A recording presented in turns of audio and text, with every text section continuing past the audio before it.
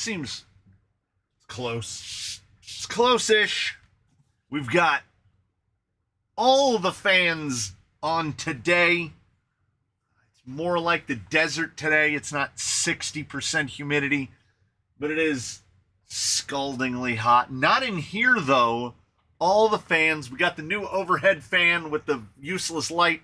I've got a tiny little baby swamp cooler that blows on my knees, and I can't tell if this actually happened or if I just dreamed it, that the military was working on this thing where it was like they found out that if you could keep a person's hands cold, like it would keep the whole body temperature cold. I have this memory of like a gauntlet that went up to about here that like circulated cold fluid or something, and it would, like they were doing it for soldiers that are in hot weather environments.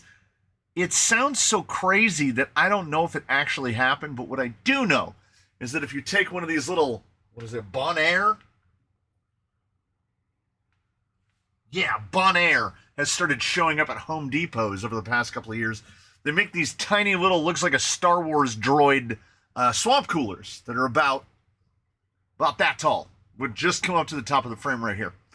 And if you have one blowing on your feet, if it was a fever dream or if it was actually a thing, it really does work. It really does work. You get your feet cool, it keeps the rest of you cool, because otherwise, you know, if we can keep it under 80 degrees inside the building, we're doing pretty good.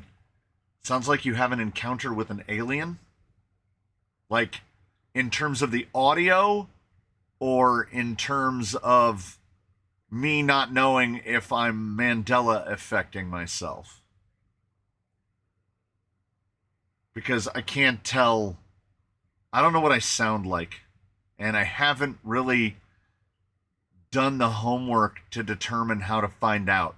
Like how to set up a monitor so I could put on headphones at least and see what I sound like. I only know if I sound okay based on you guys. All right. Sputtercrawler says audio good, so audio's good. So,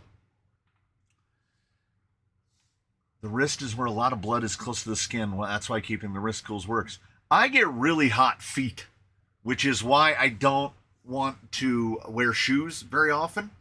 And I've also read and seen, and I know this one is not a fever dream. I know this has actually happened. They do this thing where, you know, people like the incense cupping hot rocks people, if you put capsaicin on the soles of your feet, it's hot. So there are similar receptors on the soles of your feet that there are in your mouth, which is crazy. Way to go, evolution, I guess. My temptation when I came out here this morning, I was just going to be like, I'm going to build Legos. And somebody asked about that guy.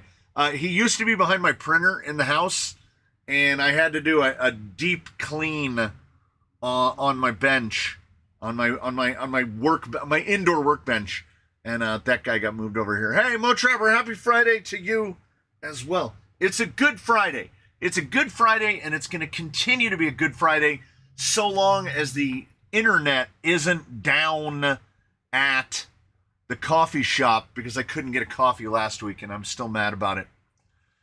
I just designed a flat skid for the Injora Capra cage. Let me know if you want one, and I will send you one with the TRX for links. I would be interested to see it, honestly, because Capra, you can fit most any skid on there. Both Yukio and the Moo both have flat skids in them. You can rub garlic on your feet and your breath will smell like garlic. That's crazy. Turns out you don't lose most of your heat through your head, and your head is just hotter because of the high blood flow.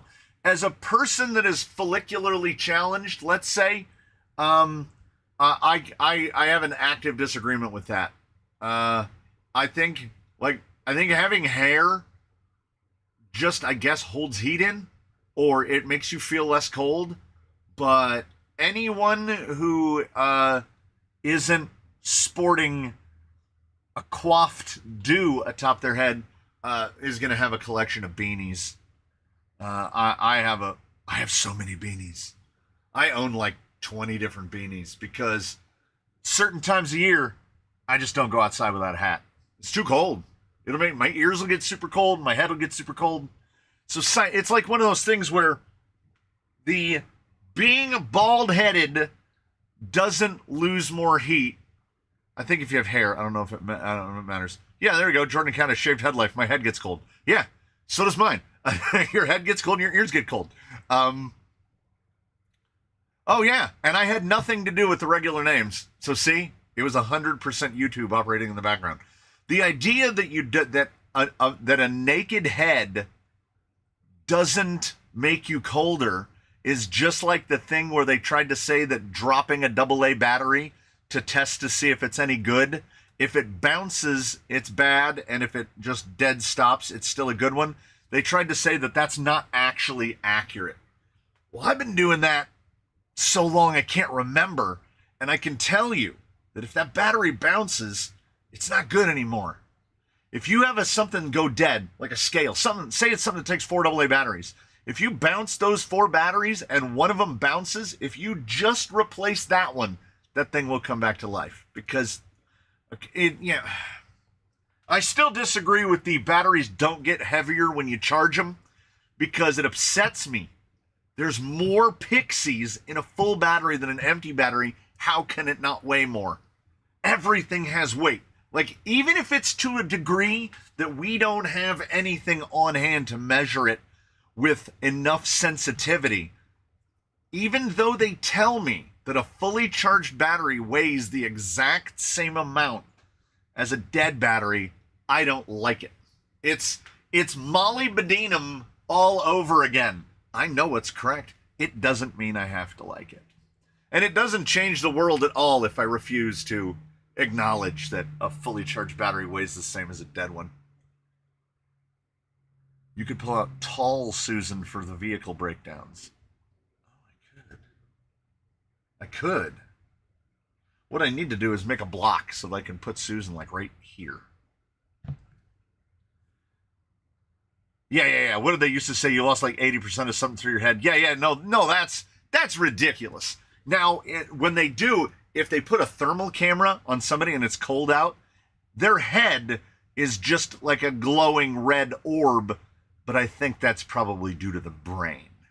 Like 80% of our heat from our head is crazy. I think the hands are probably hands and feet. If you put a hat on and had no gloves and no shoes, oh, trust me, you're going to get it's not going to hold, that hat's not going to hold 80% of your heat in. Molybdenum. So FedEx has found a new low. They actually delivered my package when they said they would, but they just set the package at the end of the driveway. We have a fence. That goes around the front yard, just a low one.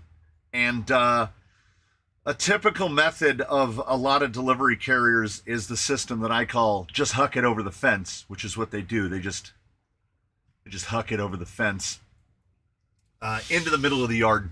Or they don't want to throw it, so they just drop it over the fence. So it's like fence, little strip of death that used to be grass but is all dead now because it's 107 outside, sidewalk, street. So they just drop my package in the open 7 feet from the street. Awesome. It's either collusion with the people that sell Ring cameras. Electrons ignore your gravity and use their own. Yeah, that's probably true. I've scored a set of unobtainium Sedonas. They're in stock at HRP somehow. So anybody on the lookout for white Sedonas, you can get them right now from HRP, Hobby Recreation Products in Salt Lake City, and they are a whopping $25.99 a pair. Yes, indeed. As Jeff in the Temple just points out, thank happy thoughts for RC Zilla and his hopefully successful surgery, which will elevate him to, at the very least, 1.5 armed man. I don't know what that is, but I don't like it. Spiderwebs with aluminum shavings in it. to the point where I didn't just want to grab it with my hands. Add peripheral neuropathy to diabetes to already cold hands. I will lose function if it's too cold. I'm like a T-Rex. I think that I have Raynaud's, undiagnosed, but in the winter, my feet will get so cold that I will say to someone, hey, touch my foot. And they go, oh my God, are you dead? I don't know what's going on with my feet. And they've always been like that. My toes will freeze solid, which is why I think having the tiny robot pointed at my feet can keep the whole rest of my body cool, because my feet are already so cold. They're the opposite of heat sinks. They're cold sinks. I'm just absorbing the cold. Whisker762, what is the brushed motor you said is really good? Abroad, you might be able to still get Surpass Rocket V2 540 Plus. They are available. They are 5-slot. They are available in, I might get this wrong, 11, 13, 16, and 20 are the turn counts. Now, mind you, that's 5-turn counts. So the 20 turn is about like a 45 or a 50 turn. And the 11 turn would be all the way down at like a 540, 27 turn or so in terms of 3-slot relativity. It is the only brushed motor that I use, which is why what I'm working on today is not going to have a brushed motor in it, because I have run out. Chuck with the second one. Two. Canceled memberships for the month of July up 491%. I don't mind. Views are also still down. We're still in the summer doldrums, so we keep going as best as we can. Do you recall what pinion you used in Xerox? It was small, probably a 12, 13, 14, might have been a 14. I don't remember. I'm diabetic most of the time, can't feel my feet at all. Oh no, I can definitely feel my feet. Yeah, building back the sawtooth, 1 and/or 5 at a time. Jimbo with the 5. Everybody asked Jimbo if he's still in Costa Rica. And if so, how's the weather in Costa Rica? Hey, Per Raptor with a free one. That's a name I recognize. Jimbo with the 5. So, I've got bits and pieces. I don't even know where to begin. I think where we begin is here. This is not attached. So, we've got a skid. And because of the skid, and because of the rails that we are going to pair to the skid, and because of what I'm going to try to do in terms of dumb, does anything in the fleet run a Fusion 8? Yes, RoboKitty has the sole Fusion 8 in the fleet. To be completely honest, it's so big. It's so big and so unbelievably heavy that I'm thinking of getting a Hobby Wing Kirkland Fusion FSC 2-in-1 versus 1800. Is that a good choice? Yes. The 1800 at FJ is, the 1800 SE is what's in the wife's FJ. Because you can use the little bit of speed, the extra speed, while trailing. You can, honestly, with the FJ, you can get away with a 1200 or an 1800. But if you're going to use your FJ about the same way we use our FJs, I would say the 1800 is the way to go. So the Fusion 8 is so big and so ridiculous. I mean, it's buttery smooth. 2300 on 4S is a lot. And if you're not in this like 80-to-1 gear reduction, you're not going to be using all of it. And it just doesn't fit most places. So I'm currently running 1. I still think that the Axe, which is just a 550, the Axe, which is what now, V3, the V2 Axe was absolute overkill. And the Fusion 8 is even way more overkill than that. Like, I can't, if I try to do a mental rundown, who in this fleet would benefit from a Fusion 8 in place of what they have now, I got nothing. It's if you happen to have a Ghoulie Moo, it's the perfect thing for that. It just zings it around. But I run the Moo, I run Wolverine. All these guys are running on 3625s or 3630s. They're basically running on pancakes. And that pancake outrunner will run it all day. No problem. The Fusion 8, like, I've heard reports of people putting them in SCX6s. Like, it's so big. I'm so glad that Hobbywing made it. I really just don't have anything to put one in other than RoboKitty. That is, I mean, a Rift with 70 to 1 gear reduction. Have you looked at the Goop ESC I sent in? They have a mascot now. He looks mad. I don't know about that guy. It's in the queue. It's in the queue. Also in the queue. Also in the queue. It just keeps building. It just keeps building.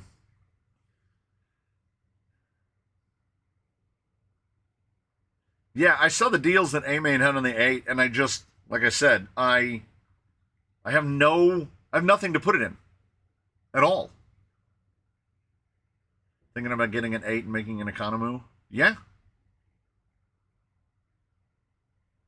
Yeah, it's not a bad choice. It just, when you see it, it's the size of a V8 can, like, or a cut down Red Bull can. It's big. It's really, really big.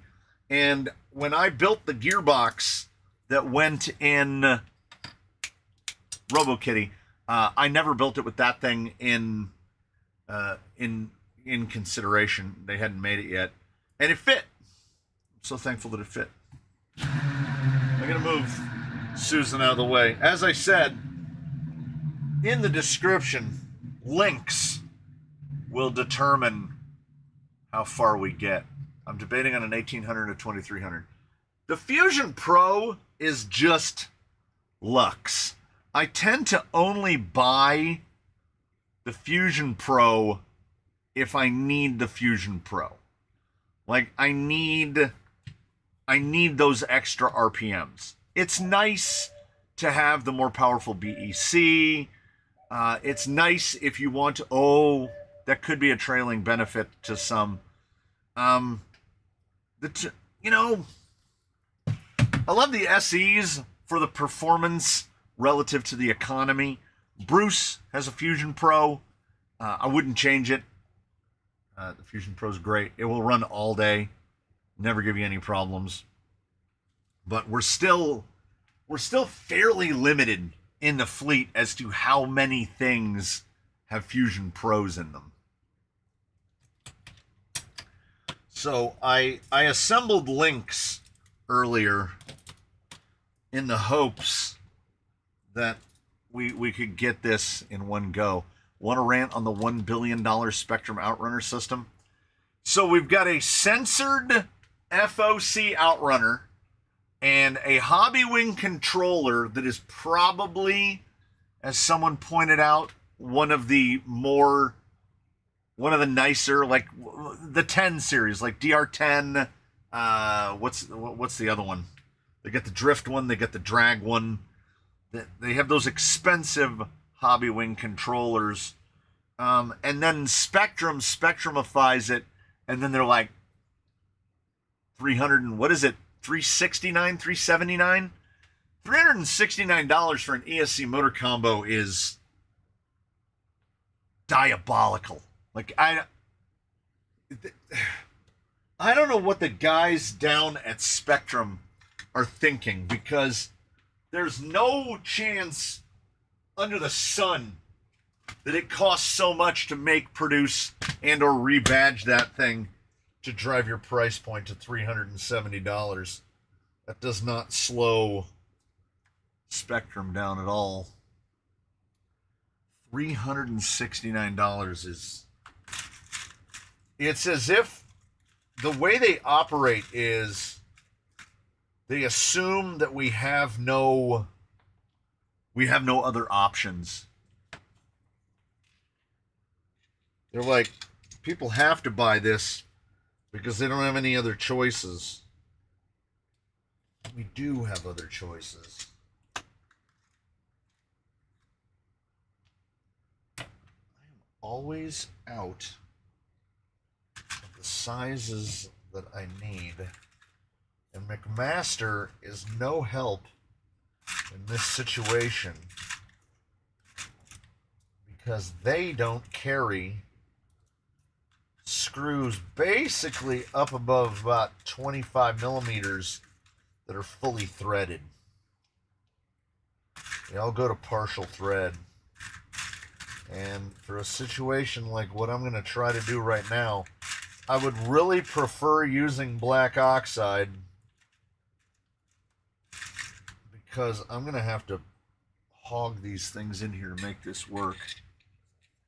I'm also working on an FJ inner fender with a built-in shock mount. Hey! I'm not mad about the sound of that at all. Yeah, those will work. I should probably drill out the housing, but we're not going to. It's 2.5 millimeter hex. We'll see if we can't. There's no smell-o-vision, so you won't be able to smell me burning these things in, but just know that it'll be happening.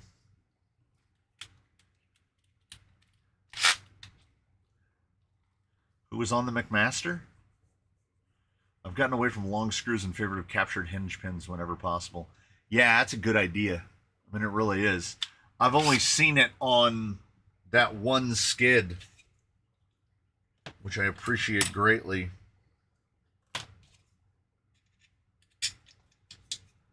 So we're gonna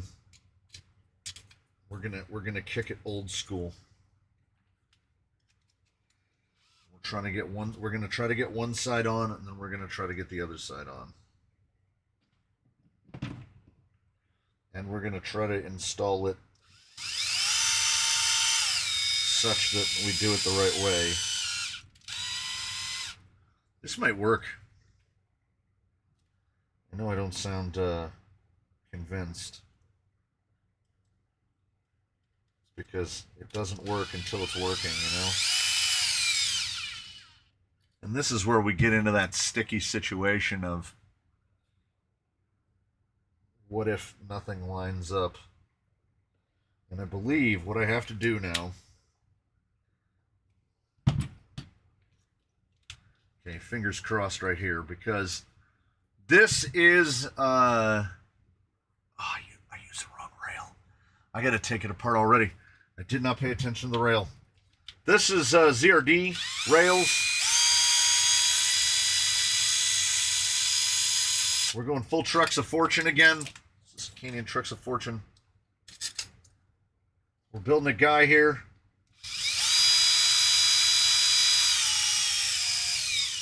I don't know what prompted Vanquish in their divine wisdom to make the spacing on the VRD skid 40 millimeters instead, well, 39.5 instead of 38. But, you know, here we are. Yeah, it's always trucks of fortune. I think everyone on the Discord wiped out all the element inventory. Yeah, I'm supposed to get a box or two, get another Labubu. We were just at Pop Mart day before yesterday. There is still a shortage, so apparently there's still a Labubu frenzy. I don't understand it either. So what we're going to see is if we can get this thing to... if we can angle this into the skid.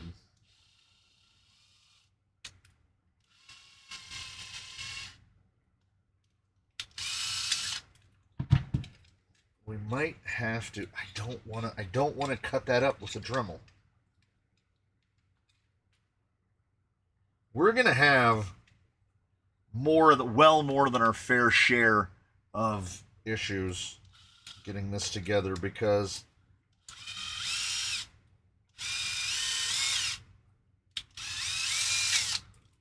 because I refuse. I want it built a certain way. I don't like building the same thing over and over again. I'm going to ruin this skid at this rate. This might not even be the skid that ends up in here at this rate. Okay. Oh, that's not happy. It's not happy.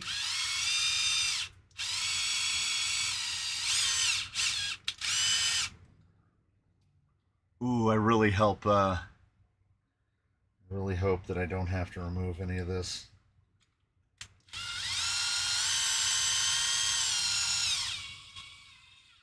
Drilling it out would absolutely have been an option, but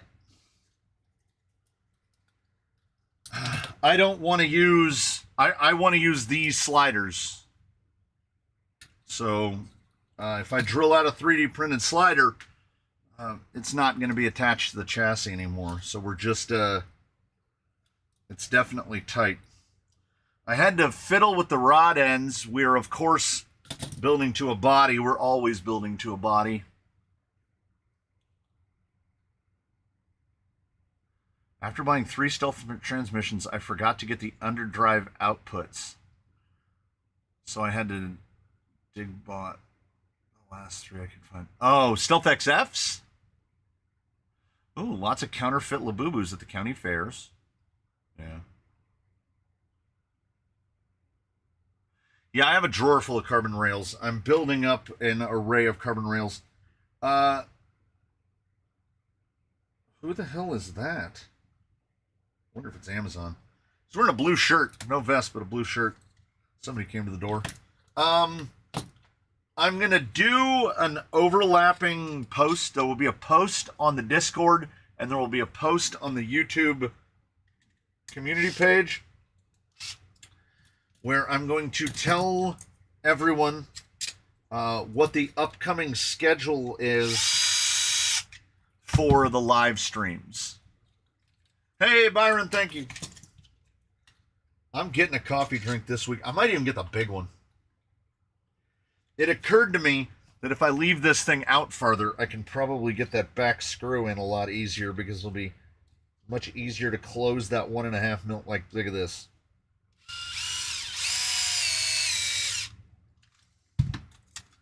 And I did indeed, I drilled out the holes in the carbon so that they would sit down. Happy Friday to all involved indeed.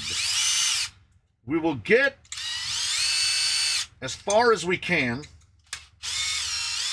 and I am operating under a foolish hope. I'm about to get my finger. We're operating under a foolish hope that I guesstimated link lengths appropriately.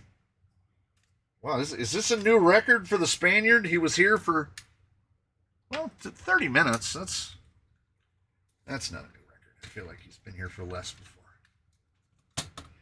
I'm hoping that if I need to make any length adjustments, I can do it just by changing everything except these 4 rod ends. I really don't want to have to take this apart again, because I mean, 3D printed is not my first choice, but it is the skid that I have for this application. Did that just strip out? No. So when we're sure Hugo's gone, I'll do a breakdown on what we're actually doing. There's secrets and surprises coming up. Stay tuned for upcoming surprises.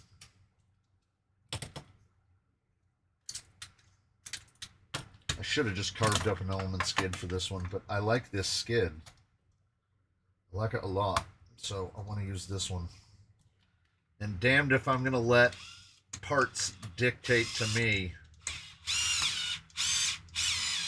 what I can and can't do.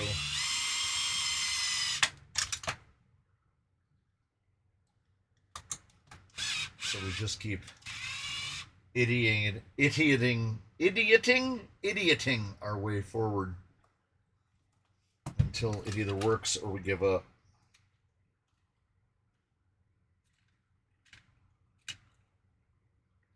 It's largely known quantities, so we should be all right. What's a decent axle that won't break the bank? Want to do a fresh compy style plan to do an anvil cab? Are you looking for straight or portal? My wife found knockoff Labubu. They are called Lafufu. Yes, I've seen the Lafufus. I think I have an FMS problem. 1 scalar, 2 FJ40s, and 2 Mashigans. That is a little bit of a problem, yeah. Any thoughts on the Furatech Unity all-in-one Outrunner? I'm not in a hurry to buy one. And that is nothing to do with the Unity specifically, but it is to do everything to do with the recent track record of Furatech. I have a number of Furatech products, and none of them are particularly trustworthy.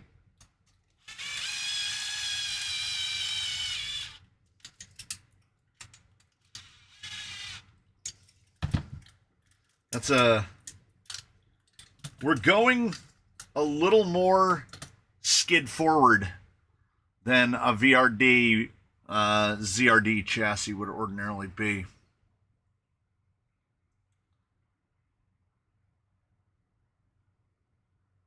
Accepted a Red Cat sponsorship. Oh my goodness. Can you imagine? Don't really matter to me on Portal or Straight.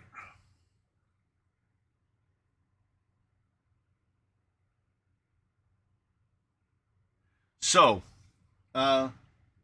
this, oh, no wonder. If I go right here and I get a little bit closer to the mic, I can't hear the little fan robot at all. So that would be why it's not getting picked up by the microphone. If I can't hear it, can't hear it. So, we don't make changes unless we want to, and we definitely want to. So, for all 108, the 180, you see the box and you might think you know what it is.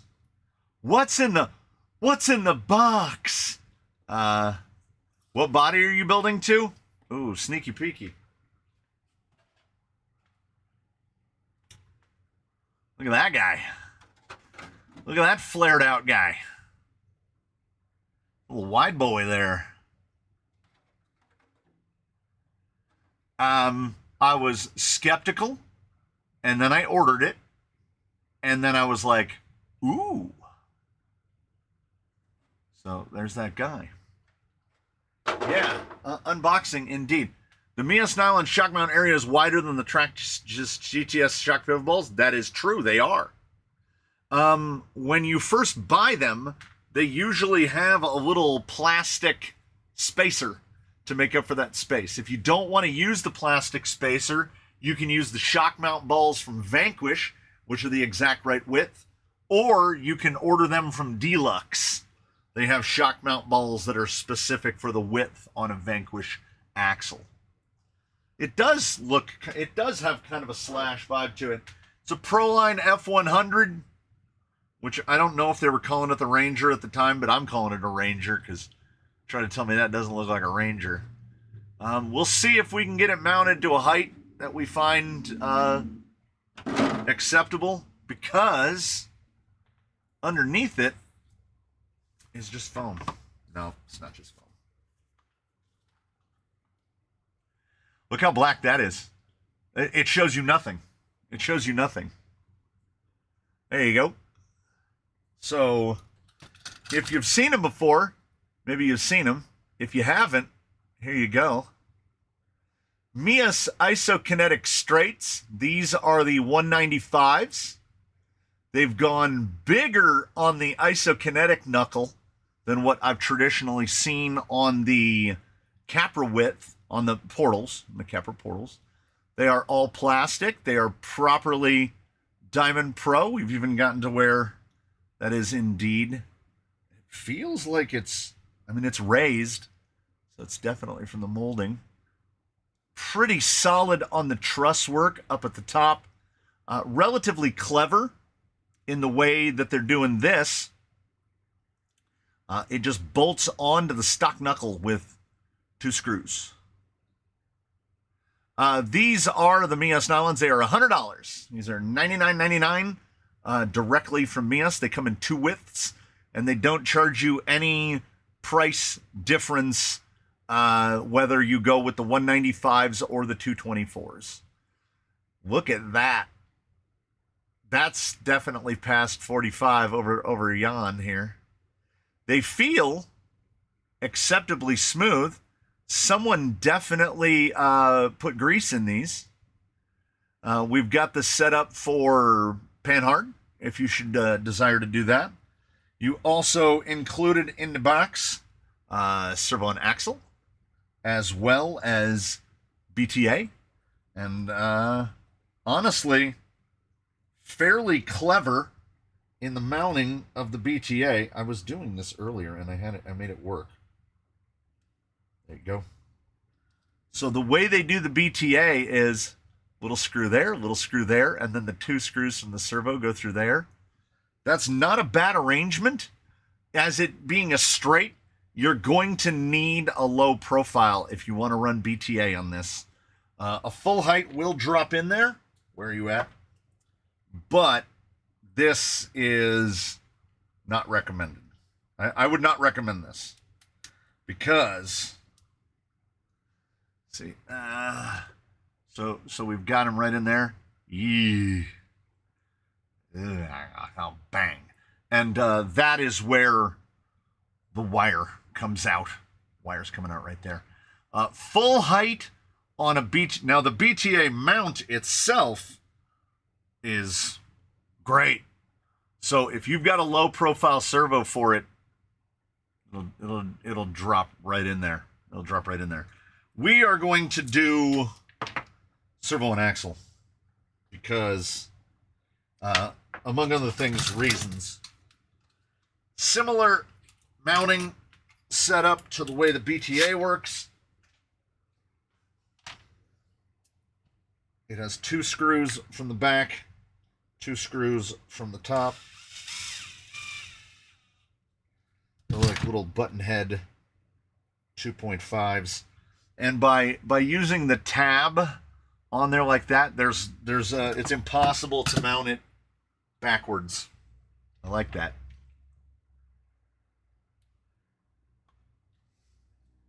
So they should have all of the necessary hardware. There is, in traditional Mias fashion, no documentation of any kind. The only thing that comes inside there other than the parts are some stickers.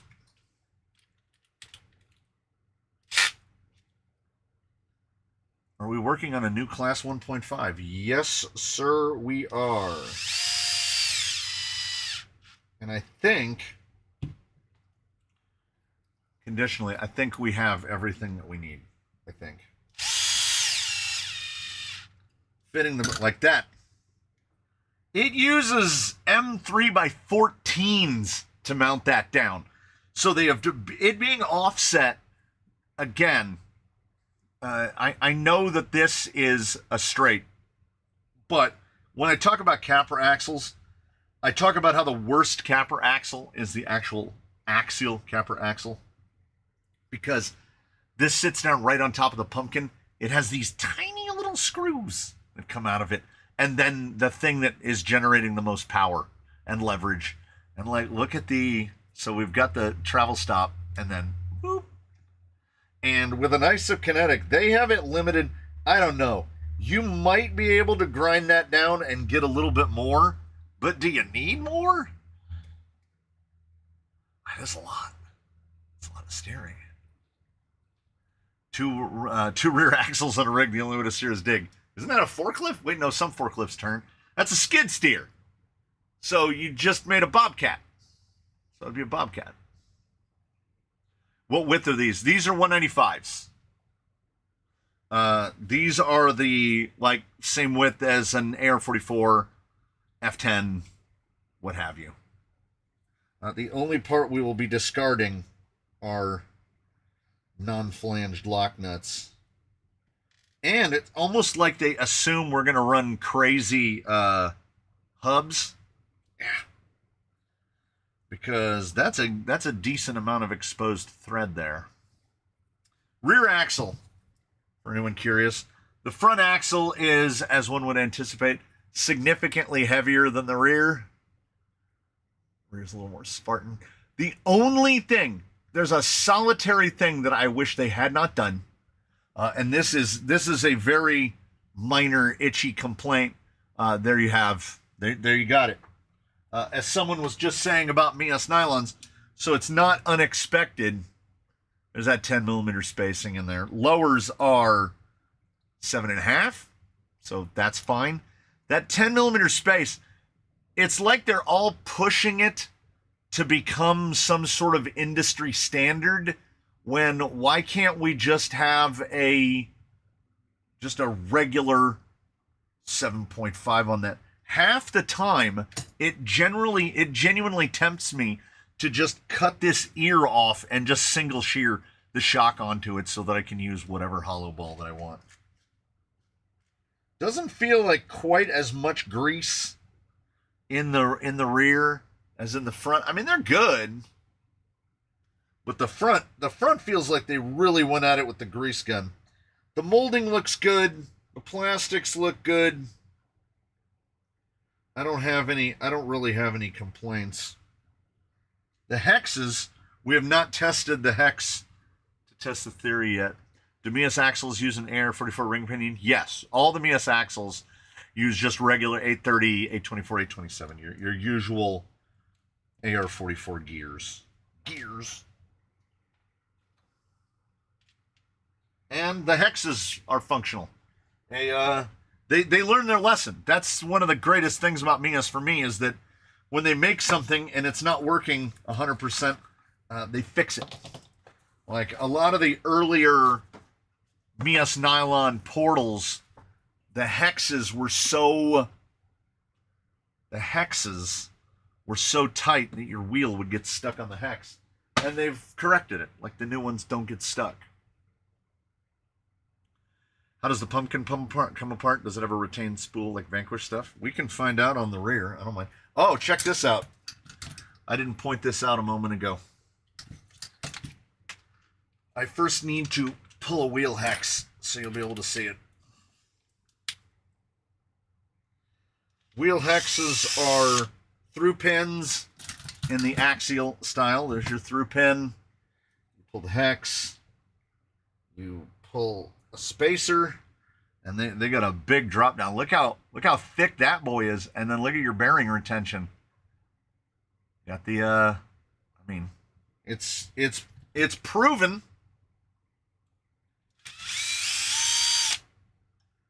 And they've also begun to source better hardware, because some of the button heads that came on the nylons, particularly the earlier ones, also suffered the same thing. Didn't quite fit on a bit quite right. Fairly easy to strip out. These feel a lot better. Yes, Svax is 100% right. That body is not wide. It just looks wide because it's tucked in so much in the middle. This body is... I always get it backwards. This body's only 180 millimeters wide right here, which is about the typical width of a cab, which for the Americans in the audience is right around 7 inches. And then fender to fender, outside to outside, right about 9 inches in the front, right about 9 inches in the rear. They're both about 9 inches wide. So, like when you hold an axle up to it, you can, I mean, it'll just get you decent coverage unless you go out to a bigger hub. And as we're building to 1.5, I'm 100% fine with coverage. So I've removed all of those screws. The third member comes off exactly like a Capra. I am curious as to whether the ring will be retained or just pressed in. Yeah, no problems with these button heads at all so far, in theory. I would also like to see the inner bearing. Okay. Just dropped in. This just presses down on top of it. Got any shims? A little bit unusual. I don't know if we can see it outside of 2. The recess for the bearing isn't as deep as the bearing. Look how much of the side of that bearing race is sticking out. They definitely invested in some of the... What is that? Vanquish has got the blue? Is Vanquish with the blue grease? Markings on the ring at all? No markings. Ooh. Put my thumb right in it. I've used Rarlo style axles where the steel shaft has flats that the hex keys onto, no pins. Oh. Where did you get the body from, and what is it called again? I got it from A-Main.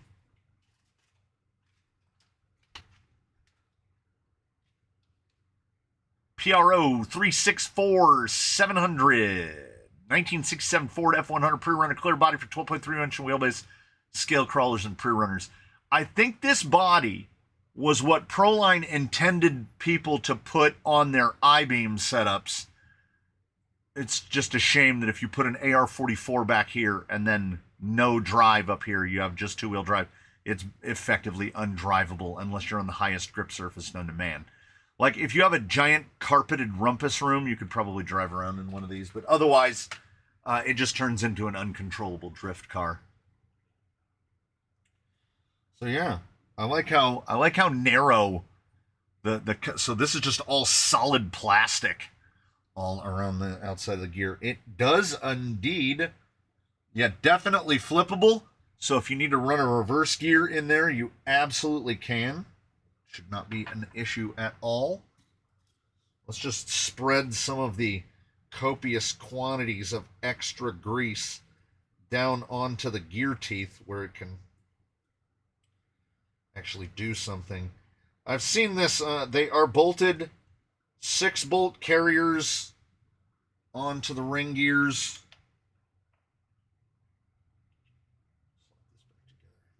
The parts all fit together nicely. I'm not mad about it.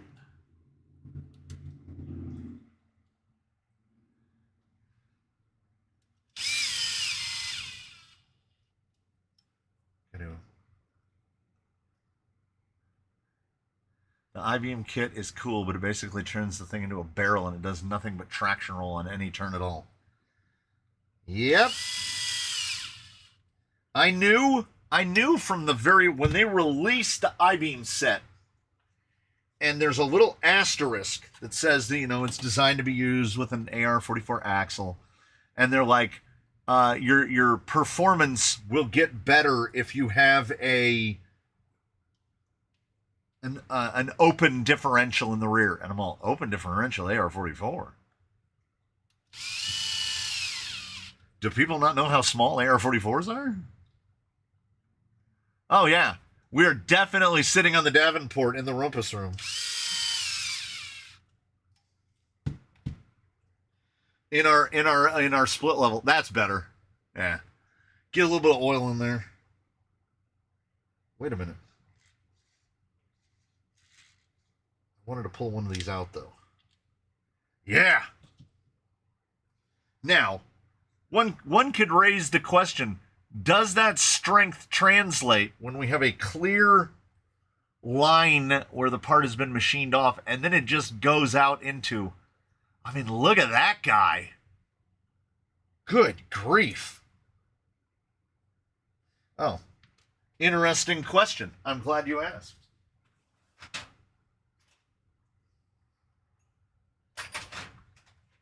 Let me grab a regular AR-44.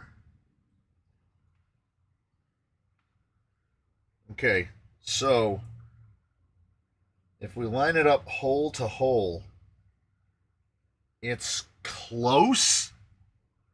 It's close. You might be able to get our regular one of these in here. It's not reduced down enough. So it goes down real narrow right there. That little, I don't know what the technical term is for that, making that little chamfer.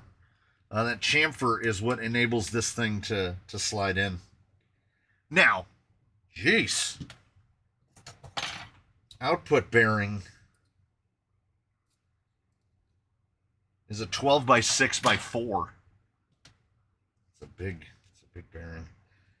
Raccoon, if you raid Dad's liquor cabinet, you got to make sure to put water back in the bottle. And if it's whiskey, you got to add a little syrup or something in there so that you can get that color right. He'll know. He'll know if you watered it down. So here's the crazy part. The build quality on this is as good or better than what I'm seeing come from the quote-unquote big names. Mias didn't even have to overcome the hurdles that Injora did. Where when Injora began, it was, cheap, aftermarket, mostly clone parts. And now they've definitely established themselves. Some of the best wheels out on the market right now are Injoras, particularly at the price point.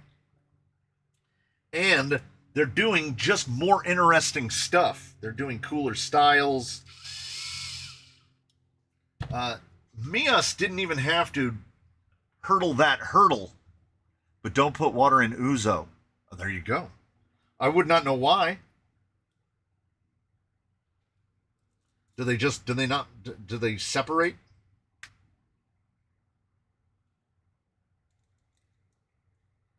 Yeah, and also, if I didn't show it well enough, the machine down flat, pinched flat, however they did it, it looked machined. It looked like a tool hit it.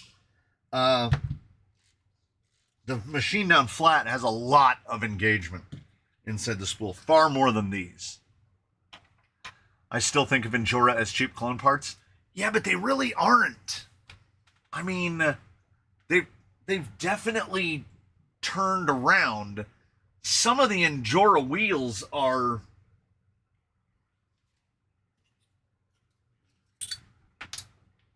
like these are Injora wheels. Injora's not messing around. I don't know how many sets of their wheels I just bought. We don't have enough chrome. Injora coming with the chrome rallies. It's a good looking wheel. And they go on sale all the time. So once a product comes in a bag with a name on it, it's a name brand. Yeah. Used to switch my late dad's whiskey with cold tea. Excellent. Yeah, the Mini 16 is another one. I don't drive UTV 18s, so I don't really have an application for the Fusion Mini. I still have one in a box. So, ZRD chassis, which means we're going to throw a bunch of VRD. I have so much VRD plastics that I haven't used on VRDs. I probably have all the plastics a couple times over. But we've changed the skid. We've changed the link lengths. I do like Enduro wheels a lot when they're on sale. I'll buy them 10 out of 10. Yeah. When trials are on sale, I'll buy them 10 out of 10. I wouldn't. I think I've bought all of the Trial styles that I like. Trial has got some real swap meet looking stuff. Some of their wheels are beyond garish. Yeah, trucks of fortune, chassis and axles, 100%. 100%. Now, these are all single shear here. And as I said, Mias just gives you a bag of screws and is like, figure it out.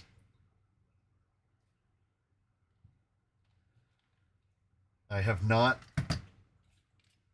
I have not done a sufficient amount of due diligence to know if any of these parts are going to work correctly. Because the front links on a VRD ZRD are supposed to have that big spread. Right? They're supposed to be basically parallel with the chassis. So we're getting closer to low roll center on this. Is this skid going to work? Maybe not. We might have to address it later. Unimpressed with the Enduro prop shafts I picked up on a clearance. Must have been old stock. The spines were freaking tiny and only the last 12-meter. That's not just them.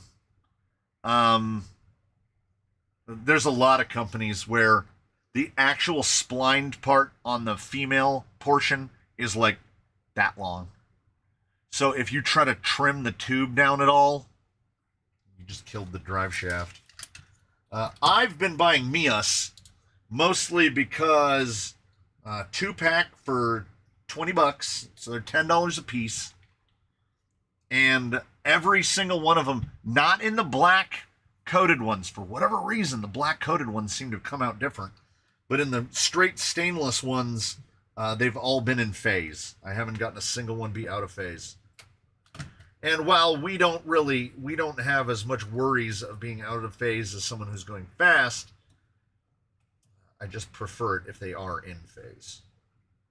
I need to be Goro right now. If I just had one more hand to hold this.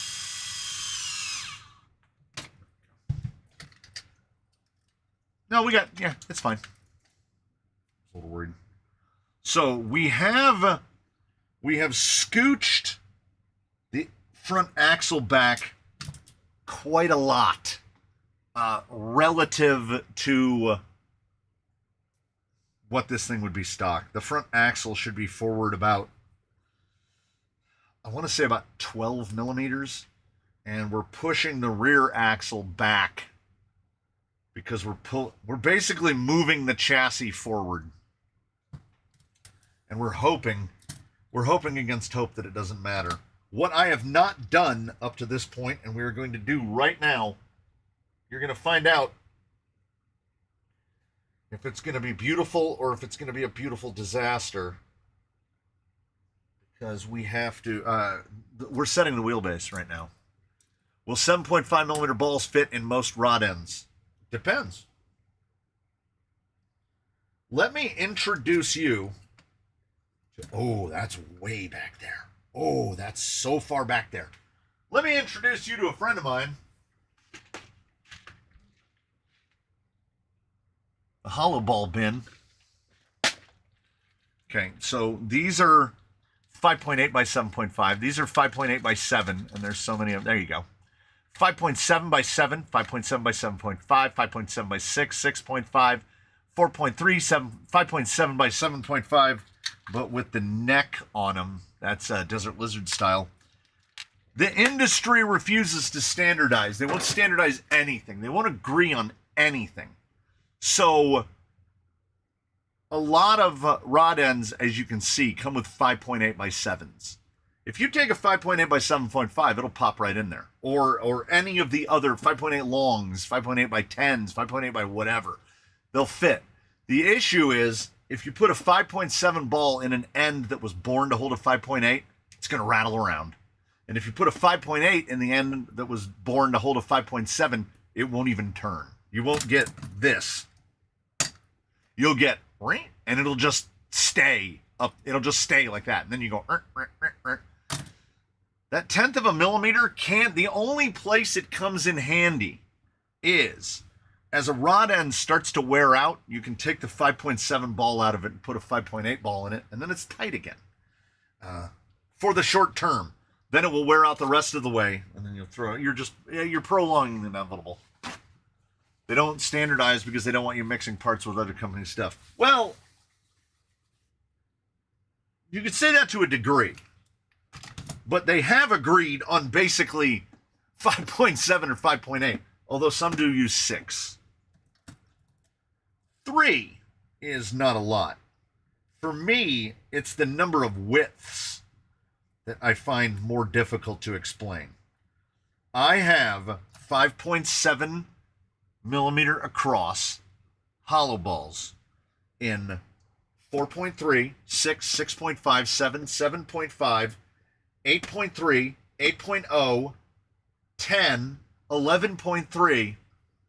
It turns into bicycle bottom brackets pretty fast. I already see where we're going to have a potential issue. Potential issue spotted. Oh, yeah. Oh, yeah. We might end up relinking this whole thing at this rate.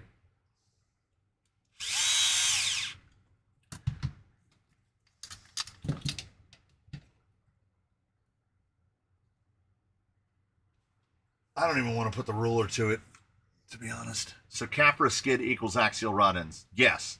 But axial famously also uses 7mm wide and 7.5mm wide. 312.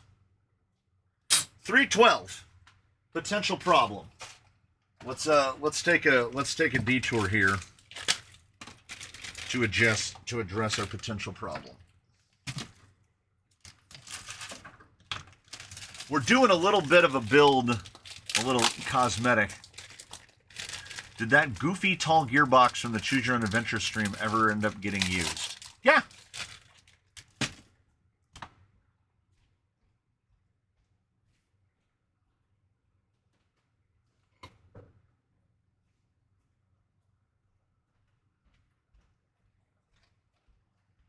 I gotta take the body off.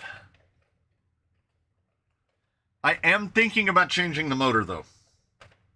Sticking with the gearbox, but changing the motor because it's even on portals, it's a little too zippy. There's that guy. Puts you all, look at that. Right down the middle. Whew. Straight shot. And 2000 kV is just, it's just a little spicy. It needs like even an 1800 would do it. And I have plenty of 1800s. The only reason I haven't done it already is because it's hardwired and I got to cut all of the stuff off. And yeah, so the KKV1, the kit crawler, runs the high boy down the middle. And honestly, when you look at it, it's not really that high. You could go lower, but then you wouldn't have, oh, look at that. Whew. That's Enduro SE levels of perfectly straight. Oh, I bet I could fit a longer, I bet I could put a longer one on there. Yes, so we found a reason for that somewhat ridiculous gearbox. I don't know what their intention is for that gearbox in general. It worked for this. Body's gonna already get on there. Did you lighten Tower's inventory? I spent $400. PayPal buyer credit. I had just made it. Whenever I get paid, okay. When I buy anything that's over $100, I put it on PayPal buyer credit, which I have never paid a single penny in interest on, because it's 6 months, no interest, and I haven't always paid off in less than 6 months, because it allows me to buy stuff like now. I am definitely in between paydays. I get paid every 21st by YouTube. By now, I'm broke. Like, I've spent that money. So I keep the buyer credit floating, and then they keep raising my limit. It's definitely how, like, I am not fluid enough to just drop, this camera was $900. I can't just go drop $900 on a camera.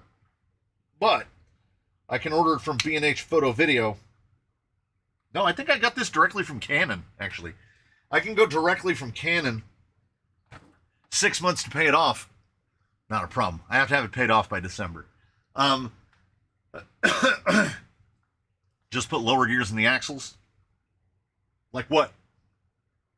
Stu Knott, how do I do that? What lower gears? I could go to an 830 in the middle, which would slow it down 10%.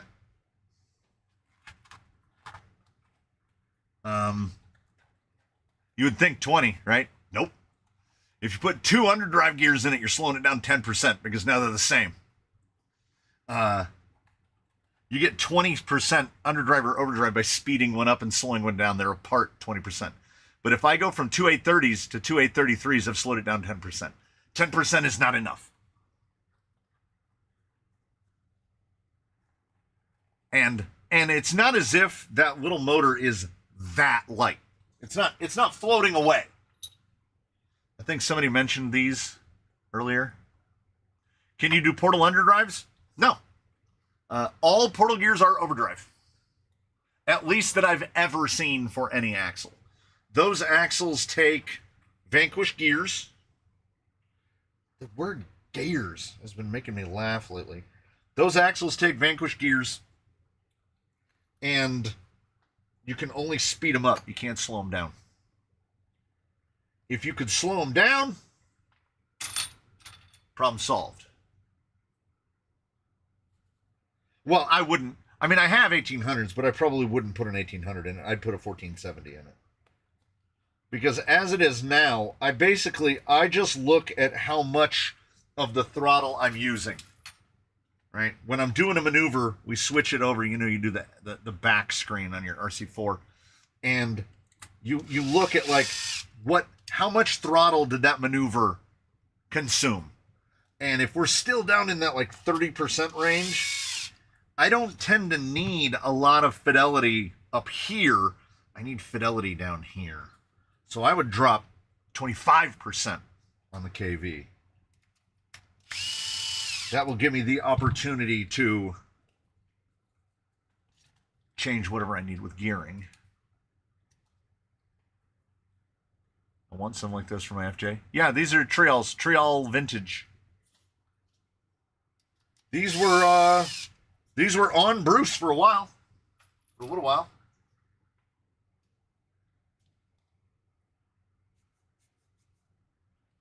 That's a good looking wheel.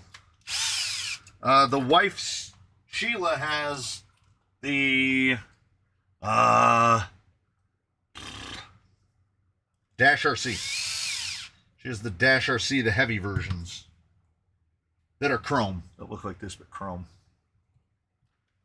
Yeah, everybody loves a vintage.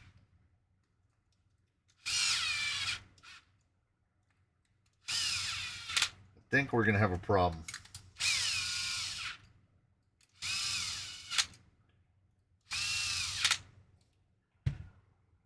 I think it's fixable. See you all later. When did Erwin get here and then leave? I didn't even know he was here. So, here's where I think our first problem is going to lie with how this thing is outfitted currently.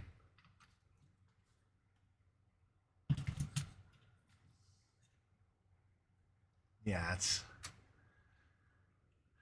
that's going to be an issue. But I don't know if you saw it, but I saw it. Currently, all the rear links are, I can never remember. Are they Revo? Are they Jado? Whichever ones are the long ones. All the rear links are on the long ones. So we're going to take these off here. And we're going to put short ones on it. And then we're going to take those long ones and we're going to put them on the front of those long ones. About 10 millimeters. We're going to just shift it 10 millimeters forward. Because then we don't have to take the skid off. And I think not taking the skid off is going to be the absolute key. And when I say that we're going to move them, I obviously don't really mean that. What I mean is we're going to take those off and we're going to replace them.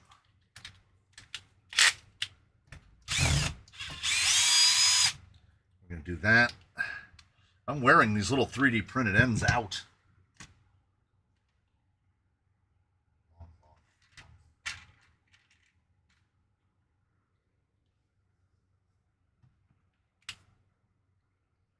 Oh yeah, these are so big you can't smell with this. We got to go to the Knuckle Remover 5000. So, if my math is correct, this should just directly move 10 millimeters. It should move the wheelbase 10 millimeters to the front.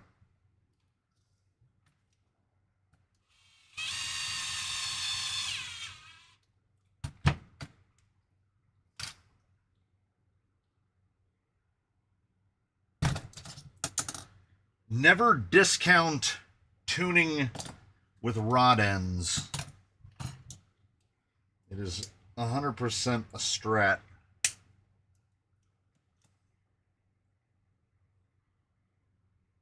Got a chunky set of chunky steel 2.2 beadlock wheels with brass central hex hubs for the Mullet Rover project. It's going to be a heavy boy. Got to be to make the steel leafs work right. Yes, I've definitely learned that about leafs. They really do need some weight pressing down on them. I can also say that after about a week of usage, someone suggested put heat shrink over the handles, which I did. I think this is I think these are screaming for Plastidip. And I need to get a container of like yellow because this damn color. Stop anodizing things in this like gunmetal, smoky titanium color. These just disappear. They're just gone. I find them by the Coralie logo. I will say, this is my first ever set of shock pliers that cost more than like $14. Where's my usuals? These guys right here. Why did I stop buying these? These being like my fourth set. The jaws are wrecked. Give me a 2. They're just destroyed. Like, it's almost flat in there now. They barely hold anything now. So these have nice deep recesses. And this being a bolt with a nut, you really can generate a lot more force. This little bit of that is more comfortable than this. That it's not arguable. This is useless. And these hold the shock bodies much better than these kind of, well, this is to hold an XT60. But this one does not hold a shock body nearly as well as this does. I miss the little things that hold bullets and the screw sizer if you should happen to need one, but I would wear them out so fast that hopefully, I mean, the real tell will be, will these last me a couple of years of use? Because they are a thing that is going to get used a whole lot. So we're cautiously optimistic. Fluorescent plastic coat. Yeah. Around here, I don't know about around there, but around here we can get little, it's like a little skinny tall can of Plastidip. And then you dip your handle in it, whoop, and then you hang it up somewhere while they dry. And then it gives you that, it gives you so then the handle looks like this. It gives you a handle like that. These Kleins are probably older than some of the people in the chat. Buy once, cry once, So we'll do Link Olympics in the most minor fashion. Almost had it. Almost had it.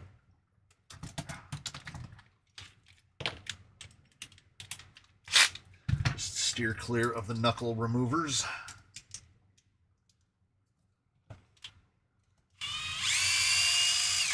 Would have loved to have had this thought earlier about shifting the 10 millimeters. But I did want to try to institute an irresponsible amount of skid forward. We saw a paint can of worth of Plastidip. Yeah. There was a time, you might remember it, when people in the tuner world were Plastidipping cars.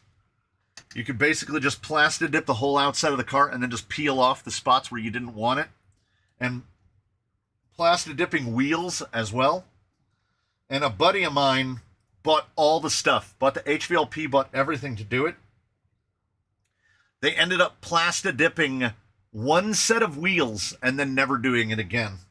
And then he was moving from where he was living before to where he's living now. And he sent me a picture that in the back of the closet was 6 gallons of Plastidip. Sometimes, you know, best laid plans, as they say.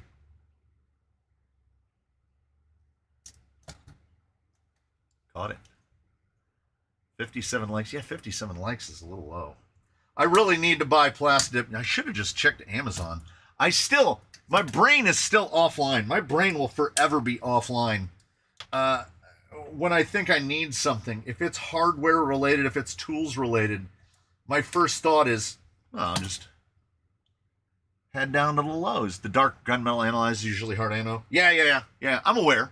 I know. There's stuff that's done functionally, but that does not change the fact that color just disappears. It's less visible than black because they even managed to get it so low gloss. It's got that real proper satin that if it just went into the shadows, it's gone forever now. Just because I understand the truths of it does not mean that I have to like it. I appreciate. Also, hard anno is kind of slippery, which also leads into your thought that it might be hard anno, because hard anno for longevity. Also, the heat shrink did not really, like, they just slide off like every other tool handle. I really like the pliers. Are they perfect? No. But sometimes it's not about perfection. Currently, the GoPro is my perfect example of that. It's not perfect. It's functional. It works.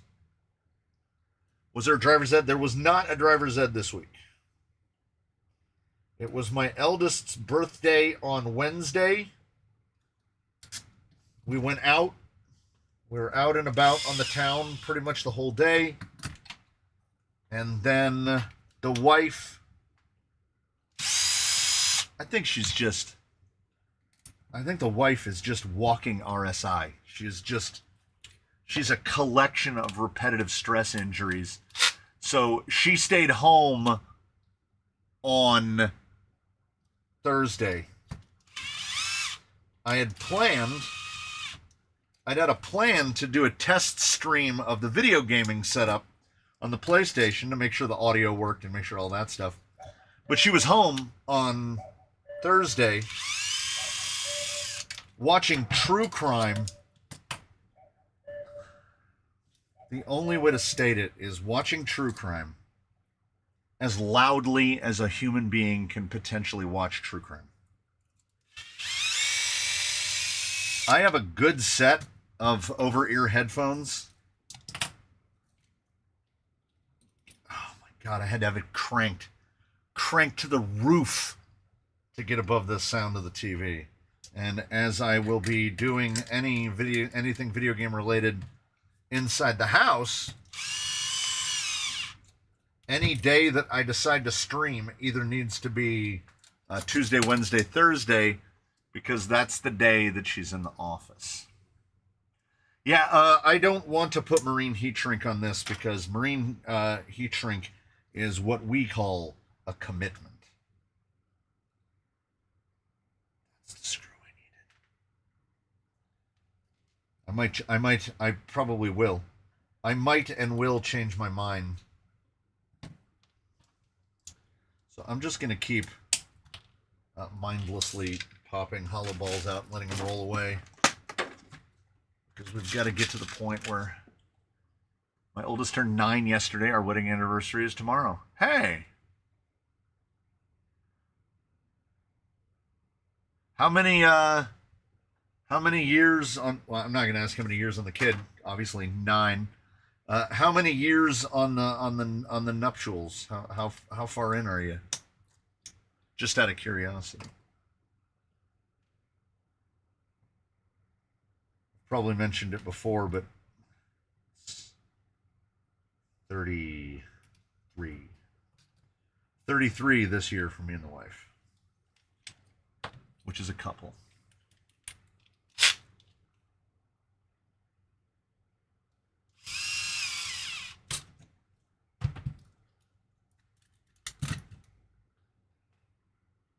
Just losing fasteners left and right. That looks better. That looks better.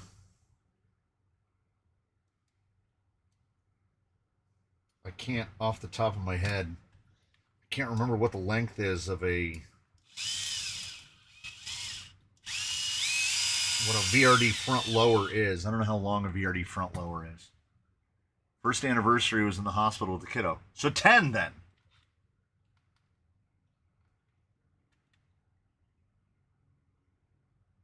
Wait, first anniversary was in the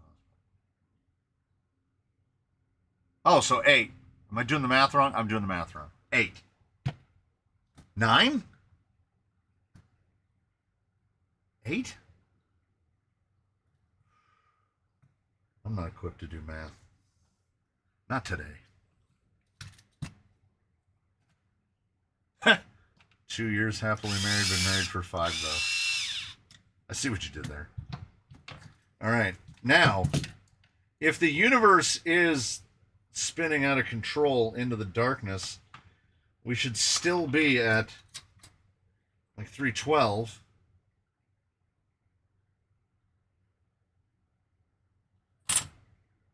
I want to go to a different planet. 10. Okay, I got it right the first time. All right.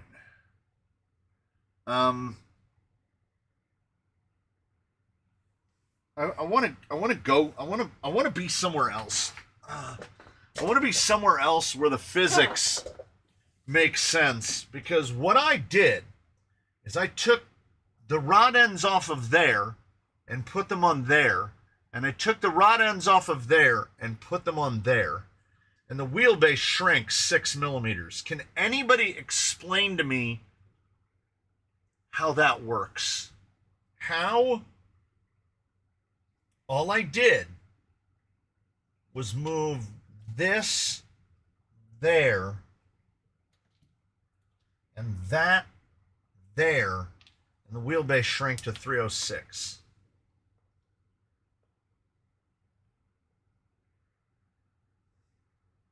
I don't like anything. There's nothing that I like anymore. I dislike everything in the world now. How did I lose 7 millimeters of wheelbase? The axles are sitting basically the way they should be. I didn't change any parts. I just moved the parts from one end to the other, and the wheelbase shrank 7 millimeters. 6 or 7. I might be a little, maybe 8.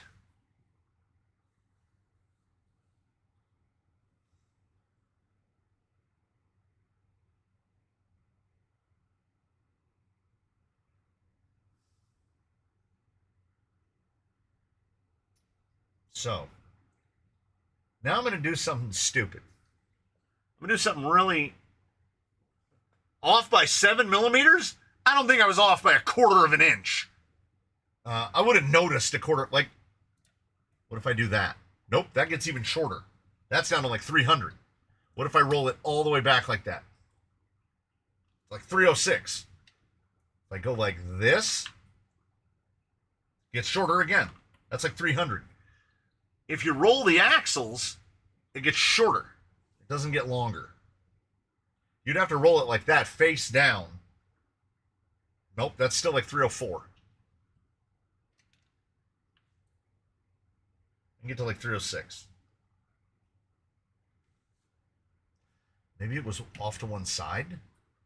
Nope, that's shorter. Maybe it was off to one side this way. I mean, that would do it, but that's fairly obvious. And that still only gets me to about 308.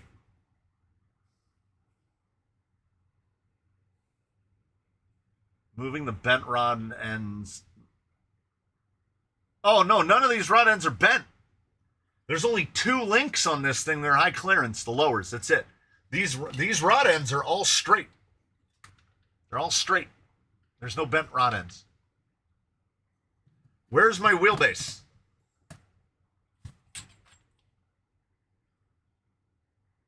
Yeah, confirmed.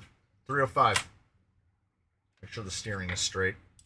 That could give us a millimeter or two. Yeah, 306. So we need 7 millimeters longer than what we have now, which is categorically perfect. So we need, this front is I can't take it off. I can't take it off because we can't disconnect that. That screw won't go back in.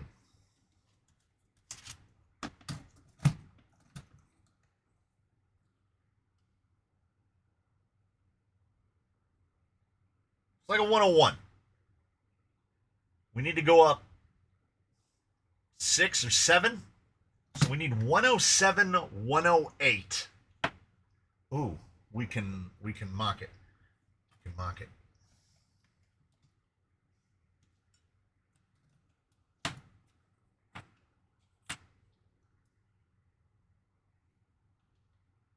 This is why it's impossible to build anything live. It really is. Because it's 8 to 10 hours to do this. It's 8 to 10 hours to get one of these laid out. I need 70 on the flats.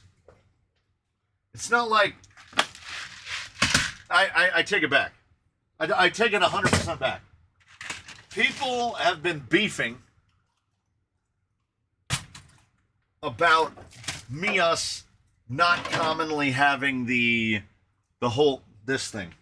Where's the stupid ass box? About us not having this, which is that whole Gold Rush with axles, everything all in one box with the links.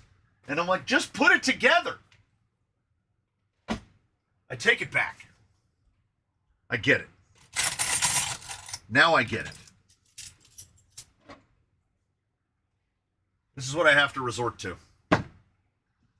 This used to be a holder for a charger. Got some numbers written on there.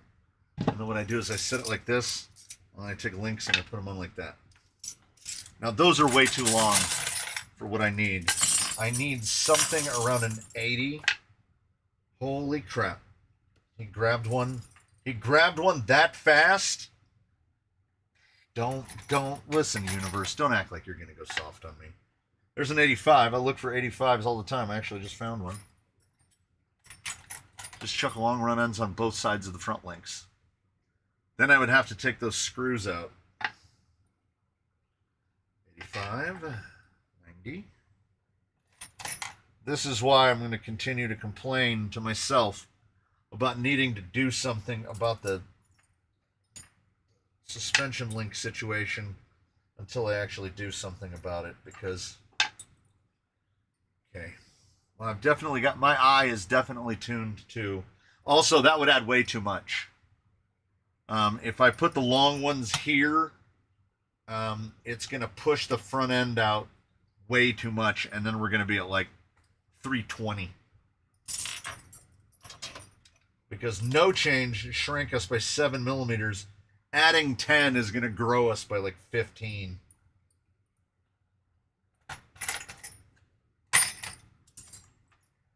It's my own fault, ultimately, because I only went through links for about 2 hours this morning. Okay, that's like the 6th 85. No, it's a 90. Okay, it's got little rounded ends on it. It's 90. I don't even know if an 80 is it. Okay, that's way too short. What did I say, 107?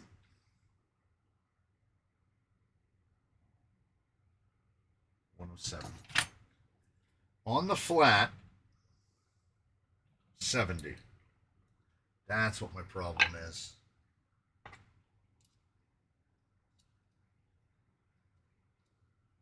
I guess I need 90s, actually.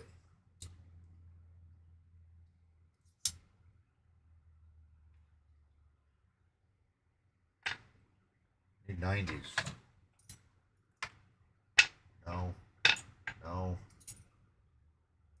Oh my God. Do you ever feel like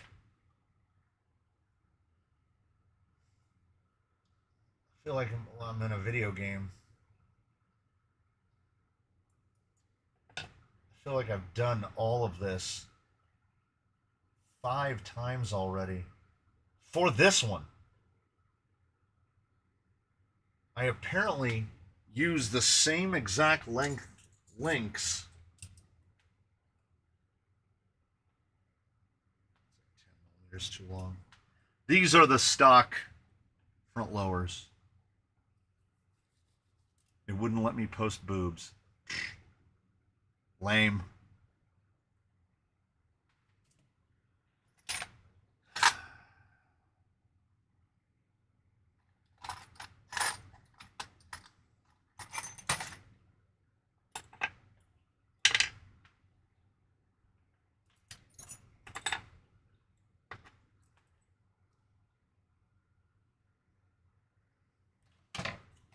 Just going to be enthralling here as I try not to lose my mind.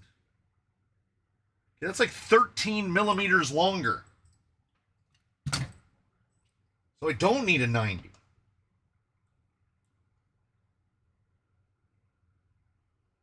That's like 107.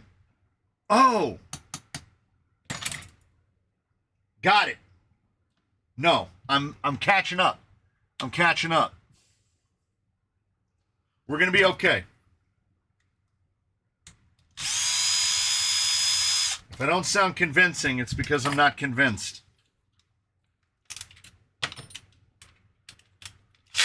He's losing his mind.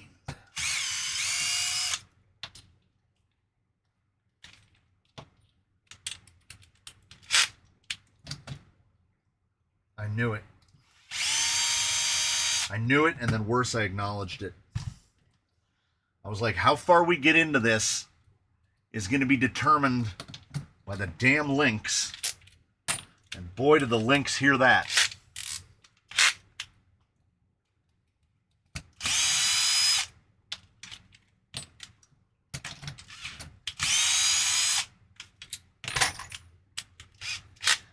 Let's not rock those links on the ground.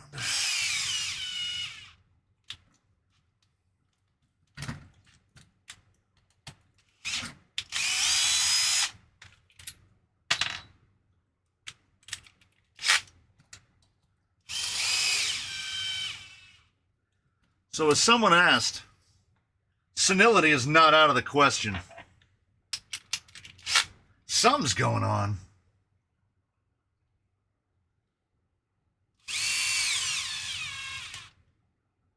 I feel like, this should be easier by now.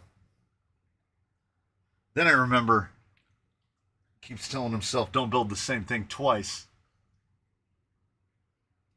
Everything's got to be just a little bit different.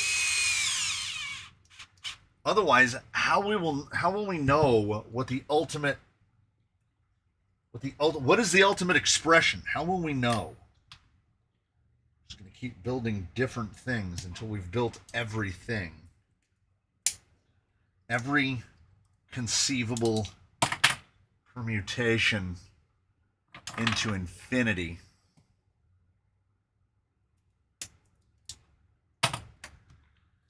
So help me, sweet infant baby Jesus. If this isn't, it should be 312.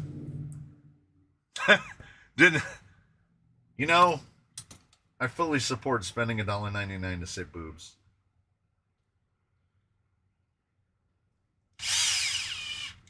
I wonder if I can say it. Can I say it? Run the place, right? Boobs. Could have misspelled it. Boobs. Yeah! Take that, YouTube!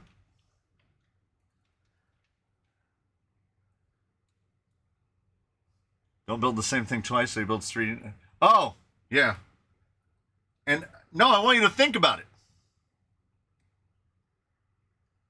I don't think any of them share any parts in common. None. Except 2 are on Hobbywing 1080s with big block 540s. But other than that, nothing. Different axles, drive shafts, bodies, links, chassis. One's portal, one is straight. Okay, here we go.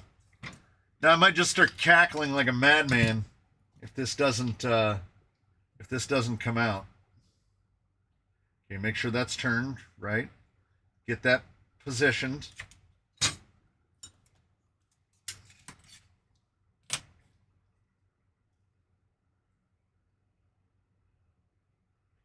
It's 314.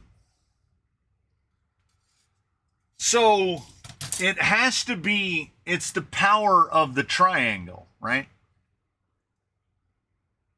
Yes, it's the power of the triangle.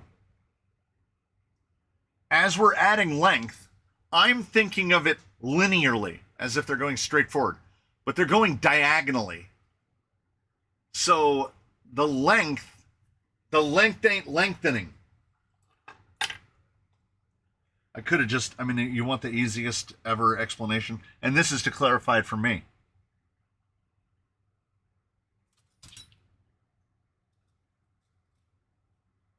There you go. Anyway, now we can try to put some fronts on it. And we're gonna do them inside out. We're going to get the links on before we touch the gearbox. So these are going to be way too short now. Significantly. Fingers crossed.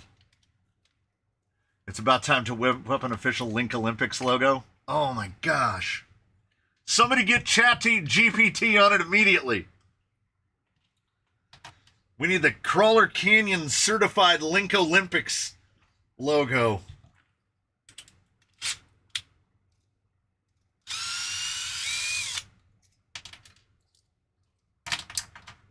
Eee.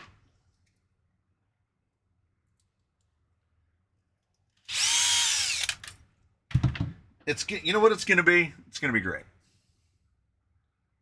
It's going to be great. I'm confident moving forward. How confident? Not. Like 4 out of 10 confidence. Oh my goodness. Yes, the ever trusty Link Olympics. What Link Olympics does is it makes you treasure those times when you got it to go together just on the first try. But that body's 324? Absolutely it is not.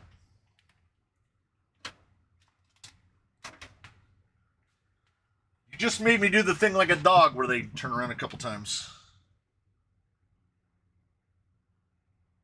Huzzah. If it was 324, I could just theoretically... Well, no, I couldn't. I was going to say I could just use all the stock link lengths for a VRD because it's 322. But, triangle. We're getting murdered by the triangle. Killed by triangles is what's happening today. Didn't think you'd fall for it. I see what's happening. On the one hand, I approve. On the other hand, I don't. I'm hanging on by a thread. I love making links.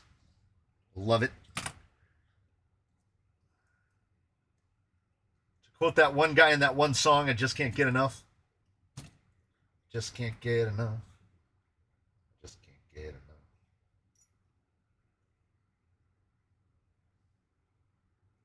Okay. So, this is the completely wrong length now.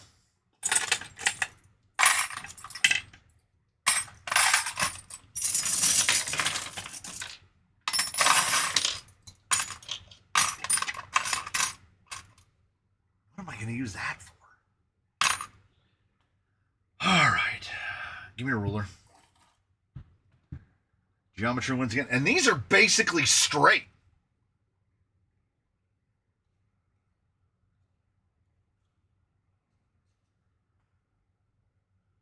Basically 95 eye to eye. Yes, 95 eye to eye. These are 88.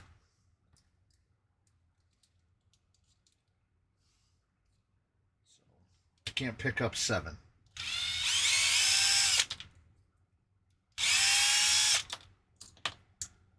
So, if I need 95, and those were 88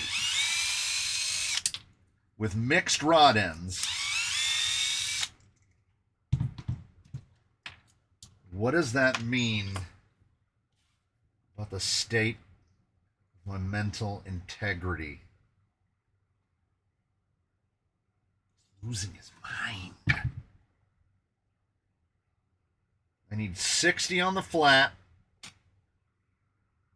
Let me guess. These are 65s. I'm going to guess I need 70s. Oh, I love shocks. I love shocks. I yearn to be doing shocks right now. Sadly, I can't because they're ready to go. They're ready to go. Those were Gate Rover's old shocks. They're built. They're earled. Here's what I had. Too long. Too long. Maybe. Too short. Too short. Way too short. Too long.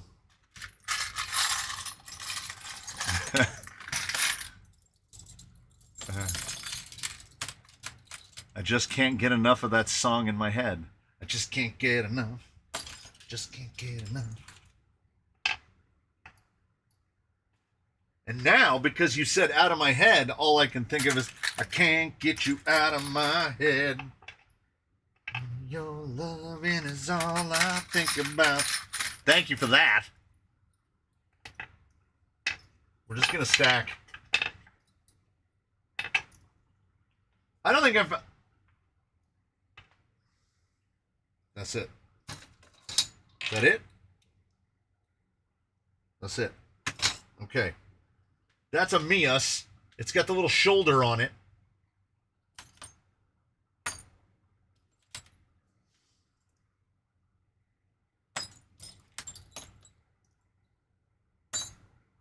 I tried.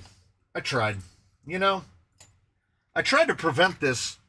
I tried to act foolishly as if this wasn't some kind of an inevitability. And now here we are again.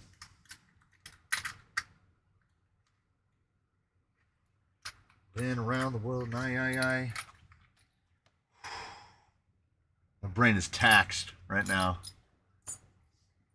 Great, earworm. Renovating a historic bank. Neat. I'm making the same links over and over again, like an insane person. Okay, I have found 170. And I have found one that's modestly close, but not close enough.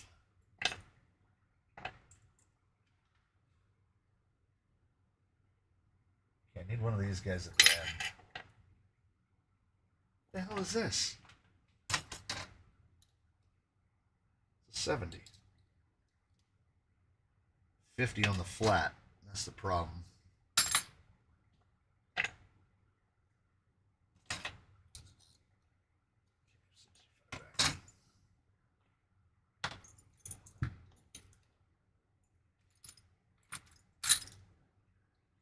Man flu. Man flu, the worst.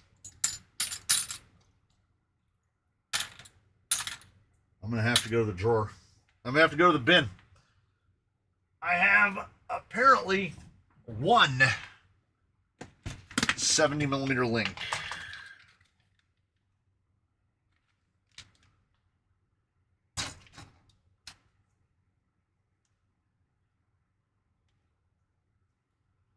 '80s, 85, 85, 45, 85,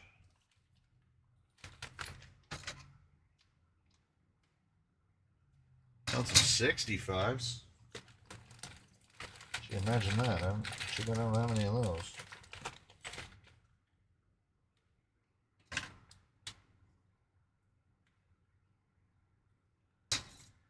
I'm in high clearance.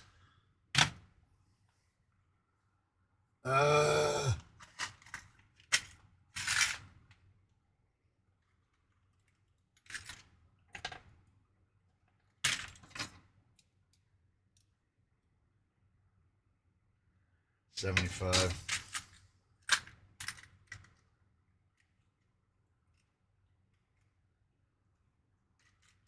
Wait, is that a 70? 65. You start to your ability to discern between lengths starts to deteriorate. Like they really well and truly do start to look all alike. I'm wondering if one didn't slip into... No. I try to keep them lightly isolated.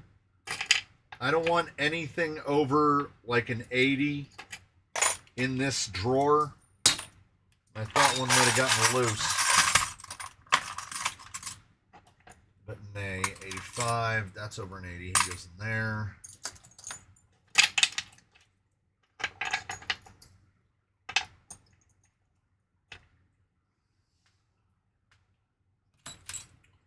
These are all too short. I think I have 170. So, this.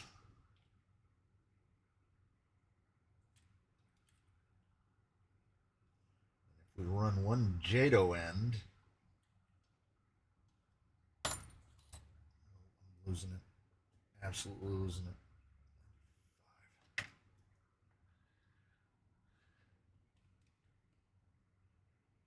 Yeah, my ichrometer is right. Yeah, my ichrometer is out of calibration, and that somewhere, yeah, somewhere there's a 70mm shoulder-to-shoulder panhard link in this fleet. If I go with that, I need a 50 shoulder-to-shoulder. That's pretty common. I don't know why I even bothered to put anything away.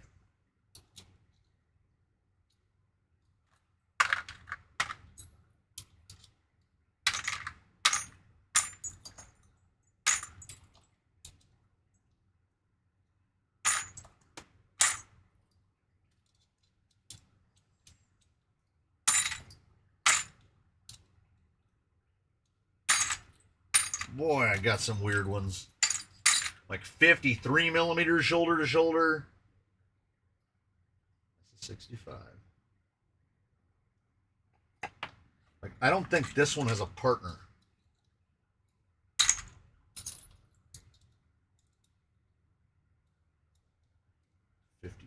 Which means it's a 65 or a 75, 60.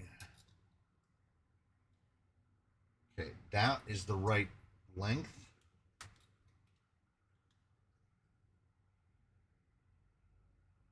Okay, that's the right length. I love how they fall over. My sanity goes with them.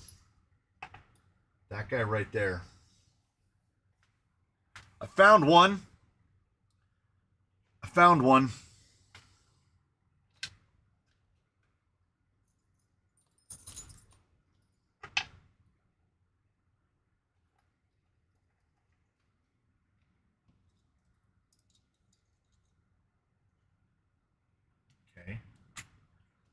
That one would work. It just needs a counterpart.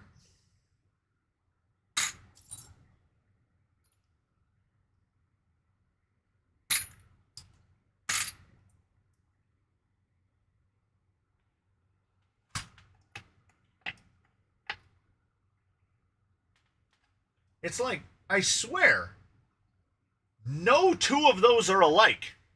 Like, in terms of length or diameter or what the length of thread at the end. Like, how does this happen?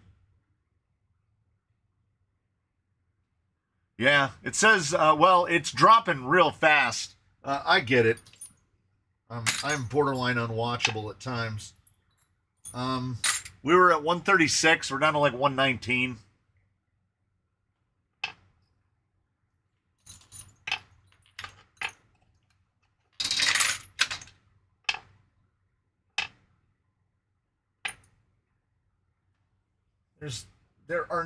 There isn't two links on there that are the same. Look how fat that one is. He has no companion, which leads me to believe that he's a Vanquish, either Panhard, Drag Link, one of those Vanquish links before they started doing the reduced down ones.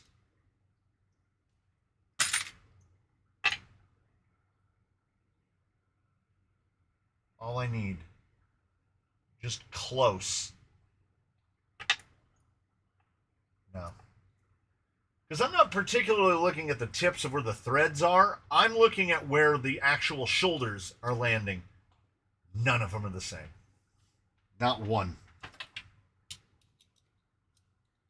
There's got to be 30 links on there, and they're all different lengths. Oh, I've made an absolute mess. I've made a complete mess.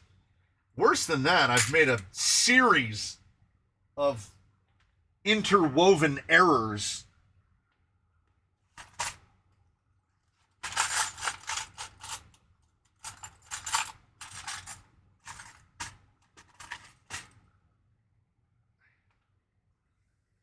I can't find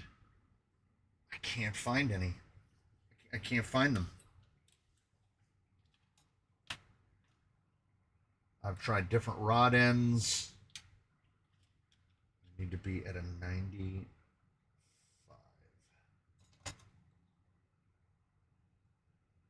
Yeah, 50 on the flat.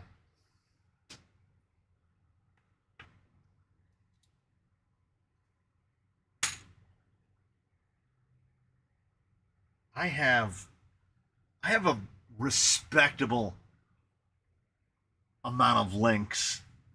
I have a decent number of links.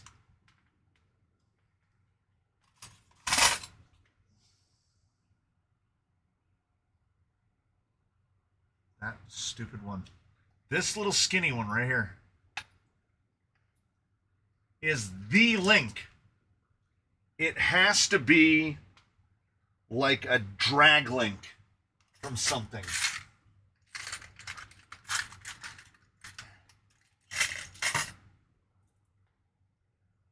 And I thought, for a split second, I thought I had it. That's the same link. Once again, in two slightly different lengths.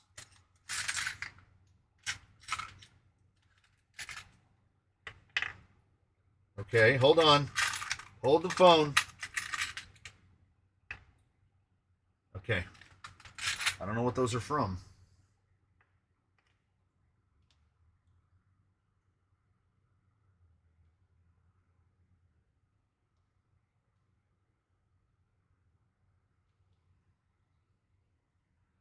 I mean, there's no time to rejoice.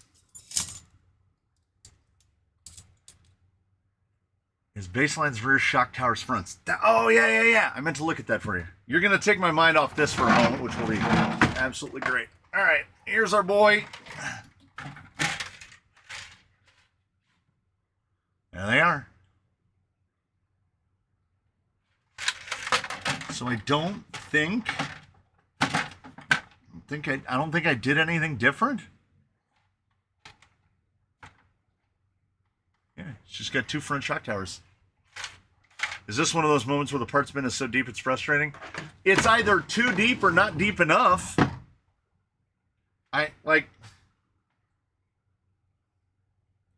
Why can't I just find the thing that I need when I need the thing that I need? Because that's not how it works, I guess.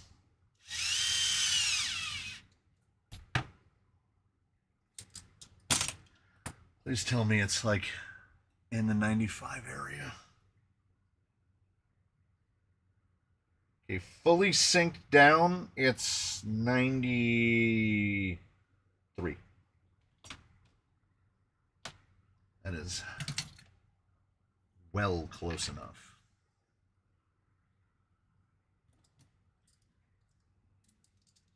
I can adjust accordingly.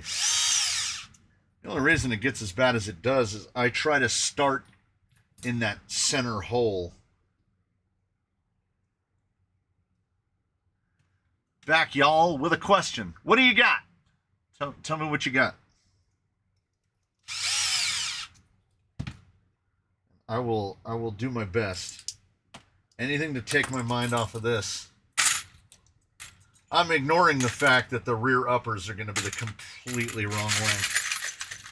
Like the entirely wrong length, and we're going to have to rebuild those as well. So I built 8 links prior to turning the camera on, and we will be using none of them. Well, that's not true. These 2 are going to stay the same with different ends on it. Will these go back on? I mean, I'm not attached either way. I don't really care.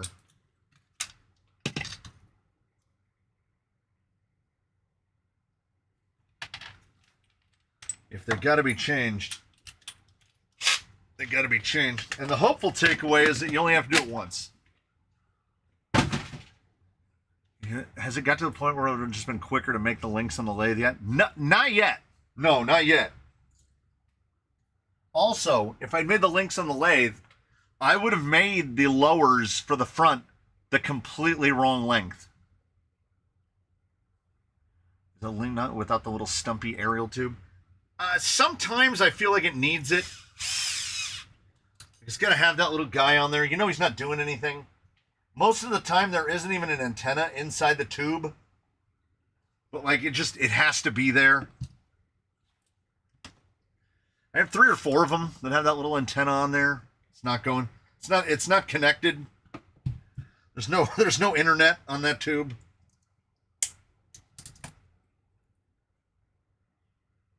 Basically, most anything with a receiver box. Those element boxes have that little hole to put an antenna in it.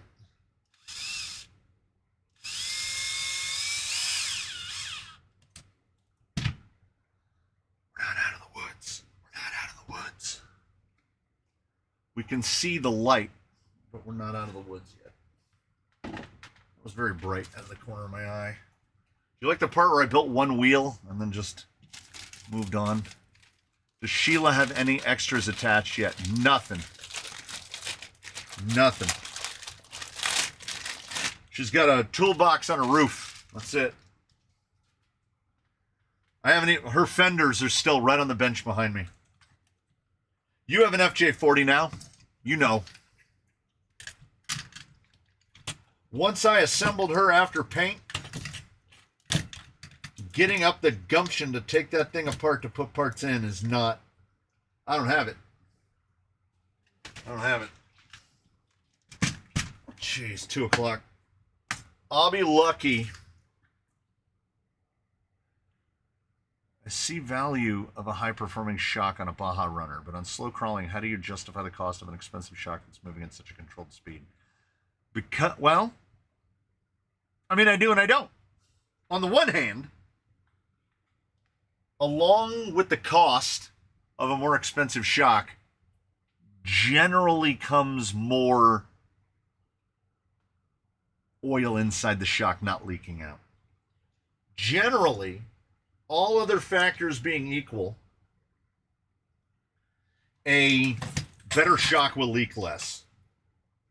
So it's not so much that we're like, oh, we absolutely need the best of the absolute best because shock performance.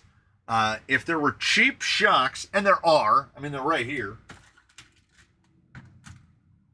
Like, it's hard not to suggest these. These are definitely not built.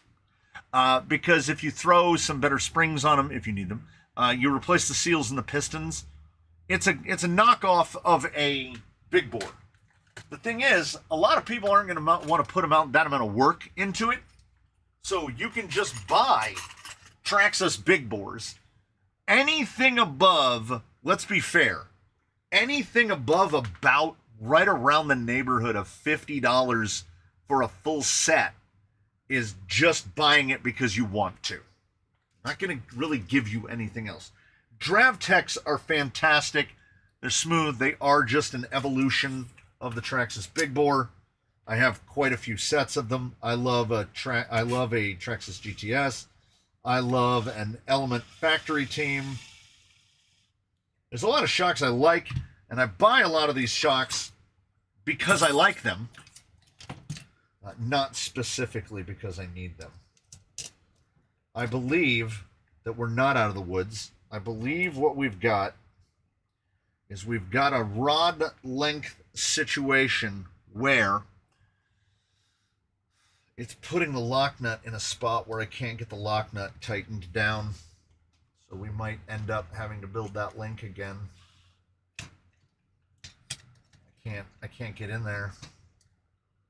Guess I could attack it with a Dremel. Wait. Spoke too soon. I bought a Zool and Ecto body from Tower. Going to build a Ghostbusters rig. Do I use the Zool with a Sigourney figure or an Ecto with a Bill Murray figure? Oh. Where is it? Do you mean like this one? That I need to put inside that Zool body? And I still haven't managed to do it yet? It's been here for a month?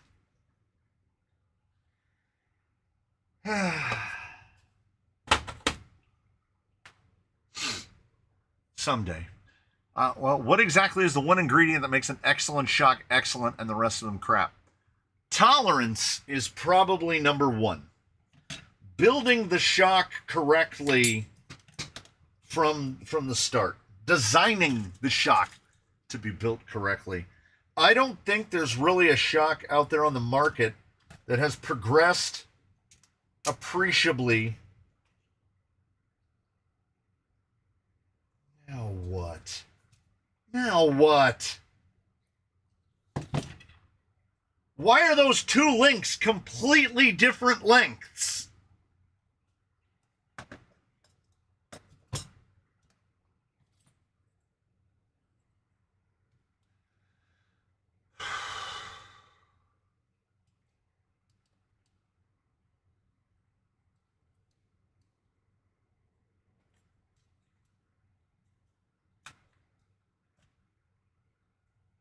Because one is a 50.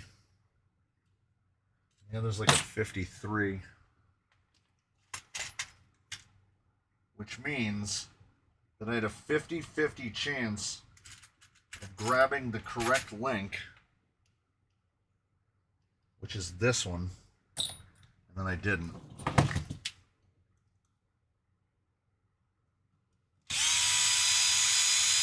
Somebody just keep an unofficial running tally of how many links I have to build. You're welcome to this damn glowback theory. I'm trying to program it.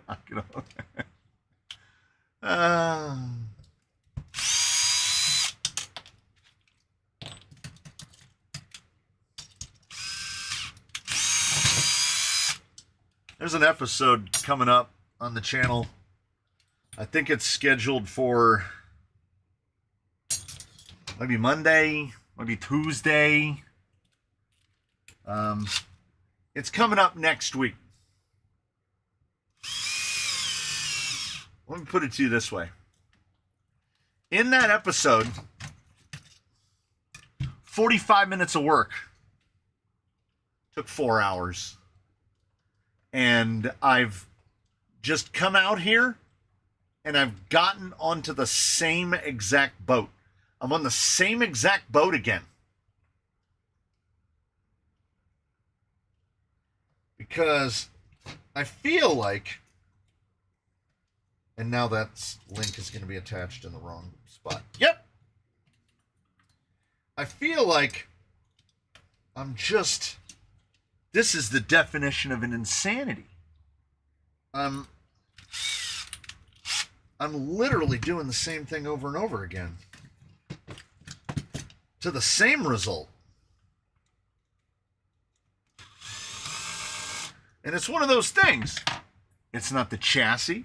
It's not the skid. It's not the axles. It's just an almost what feels like an orchestrated reluctance to cooperate by any part involved.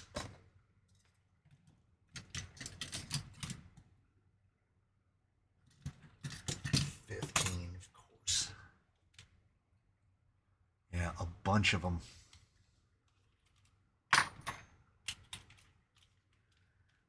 I can already see it. My mind's eye is tired but open. My mind's eye is going, what's going to happen is you're going to get these links attached to the chassis. You're going to get this thing hooked up. You're going to put the shock on and it's going to look okay. Then you're going to drop the gearbox in and the drive shaft and the upper link are going to try to occupy the same space. They're going to try to coexist together in the same spot. And I go, yeah, that sounds about right. So now this should go to the hole that I measured the stupid link for. So we should be able to get the nut on there a little more easily. How about get it through the same hole on both sides? Just a suggestion.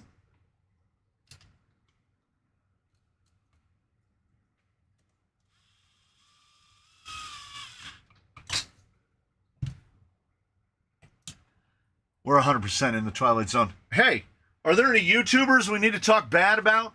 Will that help feed the algorithm? Let's talk bad about YouTubers. Because I don't personally know any, except any of you who might be on YouTube. I don't know anybody quote unquote famous, so I'm just like one of you. Okay. We struggled, we fought, but look at that pinion angle. Strong. Look at this. Muy excelente. Look at it. It's pretty much centered right there down the neck. Nice. Gonna have no servo issues. Good. Great. Solid. Cash me outside. We'll see. We'll wait for this to turn on me, because it's gonna.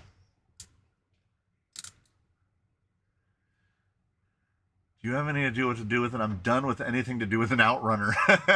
Anything needs a Fusion Pro. Outrunners are, I was watching Harley's news update the other day, and he was griping about another company's prices. And I was, yeah, big pot calling the kettle black. Yeah, anybody in tight with Vanquish doesn't really have a lot of, lateral. I was on Ramblin' Rod once. What's a Ramblin' Rod? You got to help me out.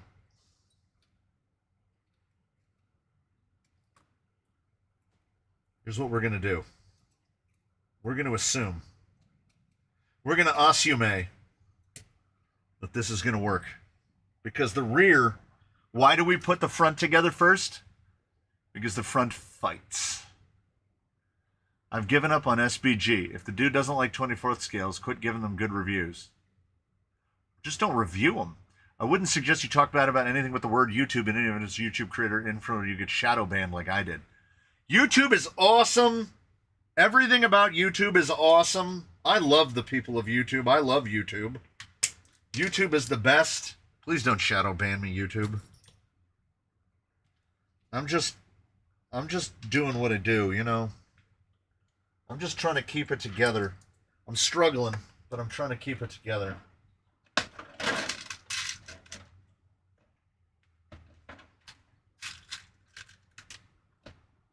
I've lost like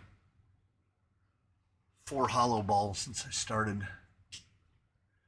SBG and Harley are looking for other YouTubers to come on their Wednesday night show. Oy. Ramblin' Rod was a local kids show that played cartoons, had buttons all over his vest, and smelled of alcohol. This story is better by the minute. I love it. I love the sound of Ramblin' Rod more by the moment. Just can't get you out of my head. Still in there. Say the same thing with the Donald Trump voice. I don't remember what I said.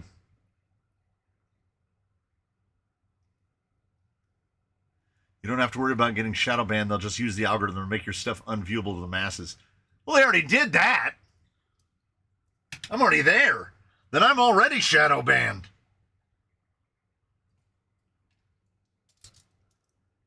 My view counts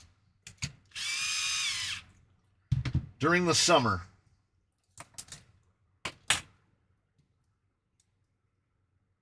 are extremely bad. I do love YouTube. I'm going to go right. I don't think I can do a Trump.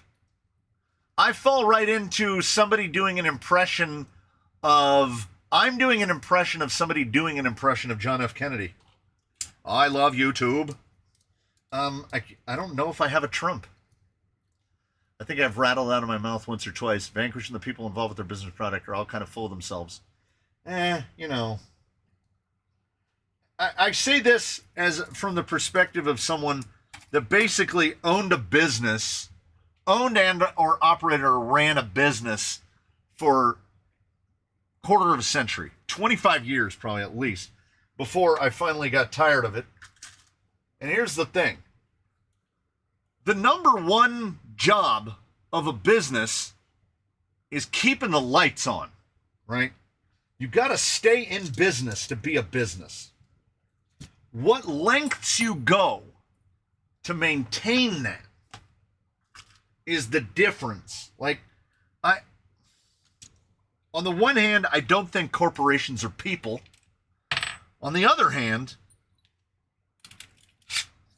I don't think corporations should be judged on the same degree of morality as an individual. Because the purpose of an individual, we're going to get, I love China. I go right into the bad Kennedy again. I don't think the purpose of a person is to make money. I think the purpose of a person is to enjoy that which is afforded by having made the money. Do what you love and you'll never work a day in your life. That's the poo-poo of select the farm animal of your choice. Sometimes it's work. Sometimes it's work. Right now, I'm having a very...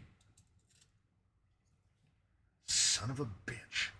I'm having a very low-end, not great time. I could be outside right now digging a ditch, which would be objectively worse than what's happening now, right? But this is frustrating nonetheless. That's either a 14 or the other one is a 15. It's a 14. I think we need a 15. And all we're going to find are 16s. Am I right or am I right? What do you think of the Furatech Komodo Unity 10? Competition 2-in-1 Outrunner. Are you going to test one? I think that I am reserving all thoughts, sight unseen, because anything that I will say is going to be, I don't want to say tainted, will be flavored, will be colored, because the history with Furatech has been storied at best. I have 2 Furatech ESCs and 1 Furatech motor in service in the entirety of the fleet. We are currently working on it. Came from the workbench 65. There are a number of vehicles that have left the canyon, but Furatech has never shown me a product that I've said, oh, that is the best one. Also, I have, oh, you've got to be joshing. I've got a couple of the, I'm going to get it wrong. I'll just look. Python, lizard. I love that the lizard meme is still going, by the way. This one, Python X. I have 3 of these. One of them isn't in that drawer because one has an LVC that's non-functional, and then the other one randomly gets extremely hot. Every once in a while it goes hot. The other one, okay, I don't know which one this is. If this is the LVC one, it has a completely non-functional LVC, so I have to run a voltage alarm so that it doesn't kill my LiPo batteries. The other one, if you plug in a 4S battery, it will get as hot as one of those tiles on the bottom of the space shuttle within about 15 seconds. No throttle or anything. Just plugging 4S into it will do that. So, Furatech Electronics, I don't know. So, within me does not exist the desire to run out and pay the $100 and however many dollars that thing costs, because it is an absolute risk. And as with anything else, whether it be a chassis, whether it be a tire, whatever the thing might be, the first thing that it has to do is justify its existence. Why this thing? Why this thing? And I understand 2-in-1 Outrunner appeals, because what does an Outrunner have with it? Bunch of wires all over the place. Bunch of wires everywhere. So that would eliminate a bunch of wires. I don't understand why they went so small. I know, competition, bruh. Those 2 screws are the different lengths. I can't do that. I can't do that. Did you get my email, Mr. C? Yes? I don't know. Give me an idea of what it was about, and I'll tell you if I did or if I didn't.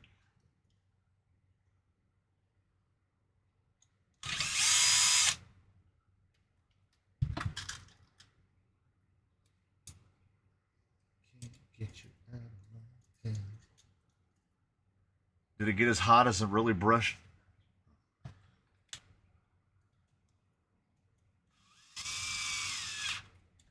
I mean, I burned some stuff up.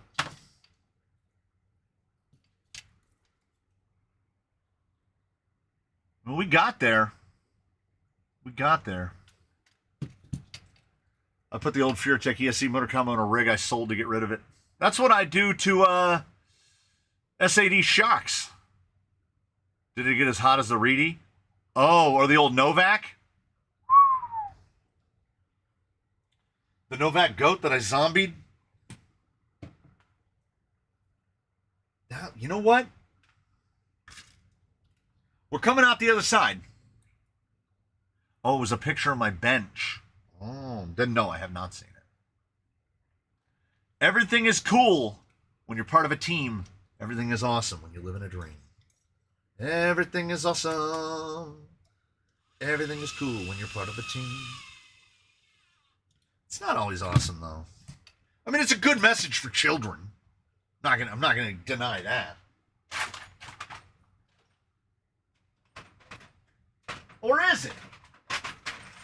Or is it a bad message for children? I don't know. Chuck with the 5. Keeping the sawtooth barely alive. Thank you so much, Charles. 491%. 491%. I need a box.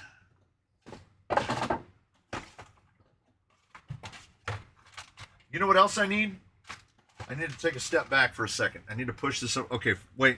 Let me mount this tire. Are we an effective team? We're pretty good. Steven Turner with the 10. You're keeping hope alive. Keeping hope alive. Because I'm also seeing, I know, I get it, right?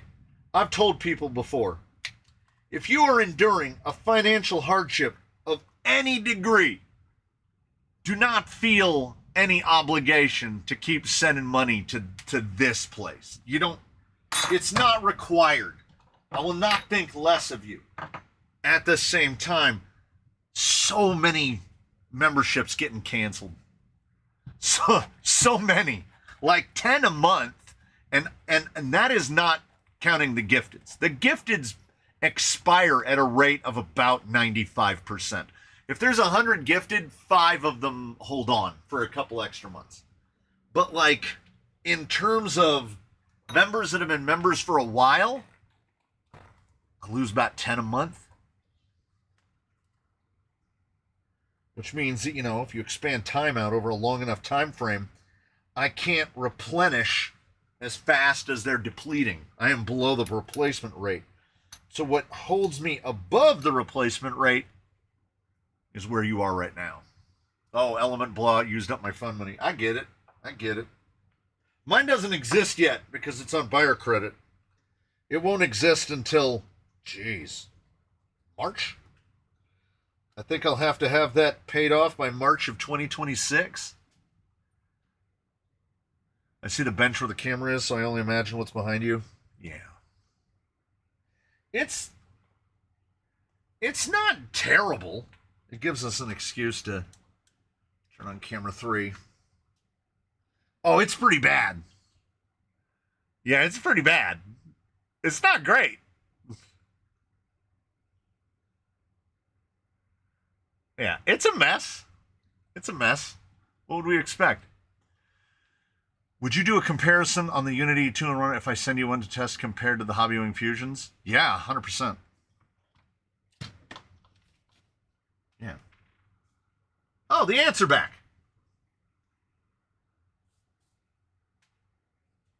So, let's go back on a slightly mobile camera 3. Okay. So here are the banes of my existence. I spent a lot of time vacuuming these guys up. You'd say, why are all these ants right here? Right there. They want the water on my soldering iron sponge. They're going to ignore this giant bottle of water. They don't want that. They want this down here. That's what they want. Look at them. Look at them. Look at them. Look at them. Look at them. They're idiots. They're absolute idiots. And I can say that. You know why I can say that? Because I'm an idiot. Idiot knows idiot. Dumb knows dumb. We're going to... Wait. There you go. Oh. We haven't done the 9th dimension in a long time. We should do the 9th dimension. Trying to keep the sawtooth going. Got to keep the sawtooth alive, man. I spent a lot of money on stuff. This is better than having a membership to certain fan pages. Oh, yeah, it's been real bad. Oh, show mine. Oh, okay. Hold on. Hold on. Hold on. Hold on. Hold on.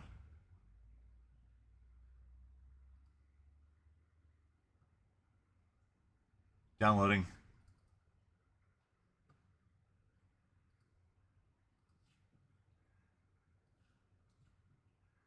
Why would you open it over there?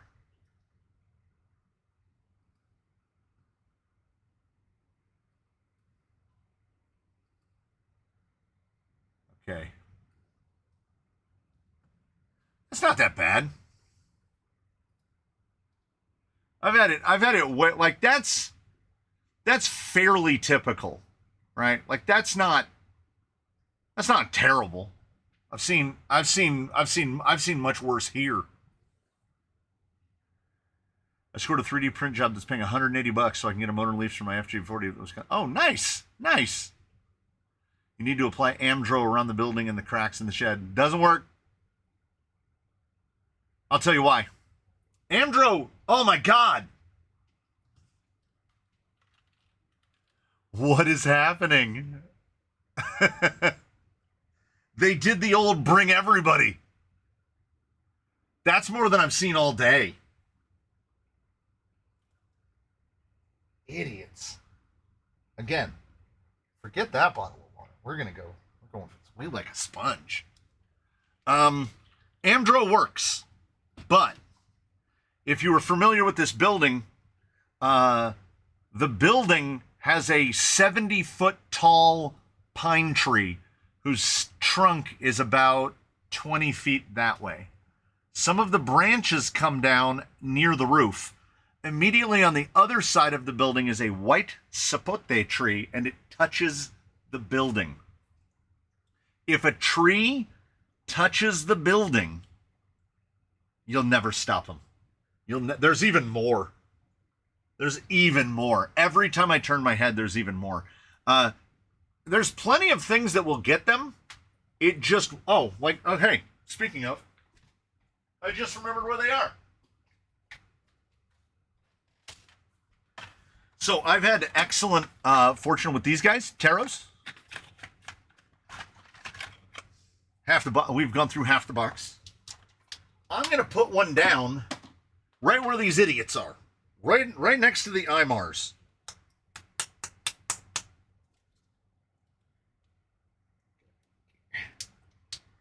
Yeah. I put one of these down when there was a bunch of idiots coming in a couple of weeks ago.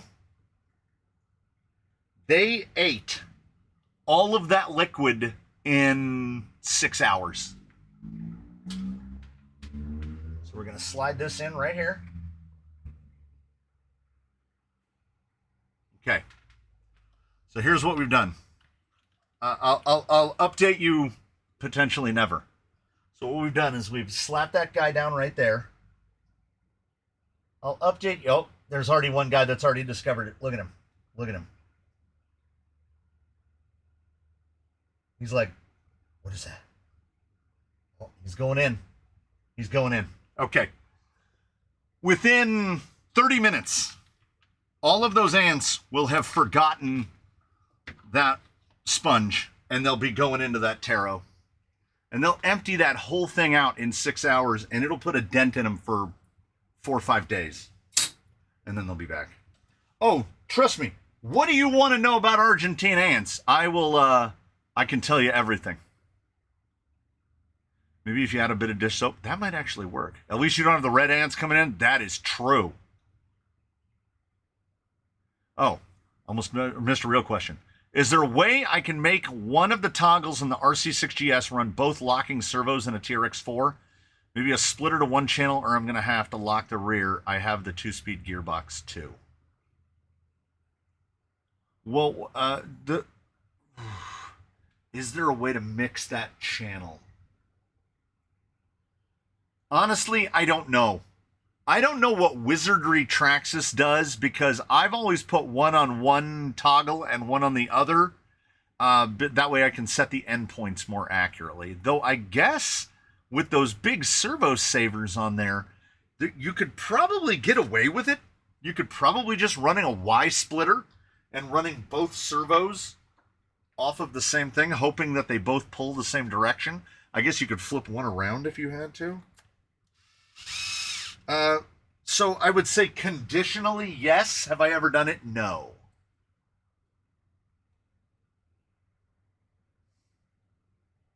Just live stream the ants while you build links. Ant stream. Oh my God. Okay, hold on. I like his idea. I need to set a camera up. I need something to set the camera on so that I can have the camera up higher, because it's too low to see the full. Oh, yoga block. Yoga block. And when I went to get the yoga block, I found my little short measuring tape. Ruler. I just went full horse tornado. I just forgot what a damn ruler is called. My whole tool rack that I keep my tools on is completely covered in ants right now. Oh, there we go. Look at that. Look at that. Look at this perfect setup. There you go. This is like one of those live stream channels. This is how we're gonna get the views. We're gonna get the ant people in. I have vacuumed those ants up like 4 times today.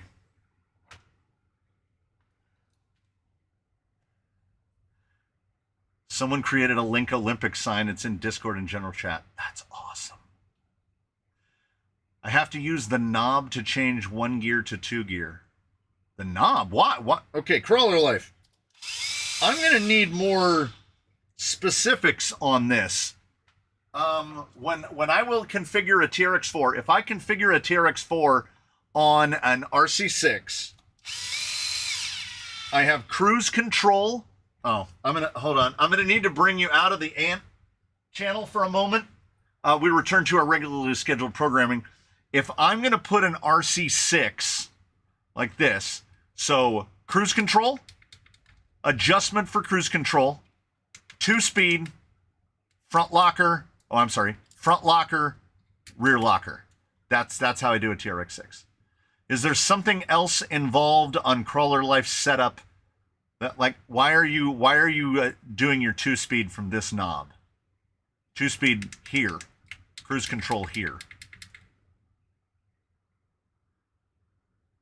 You can now see the boys entering the interface. They are still, a lot of them are still going for the sponge, so we haven't fully pulled them off the sponge yet, but they're getting there. I gotta remember to put a screw in.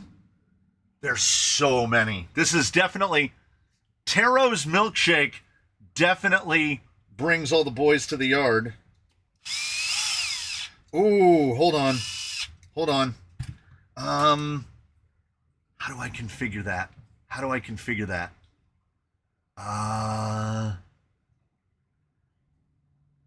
Okay, I need to go back here, and I need to go plus. No.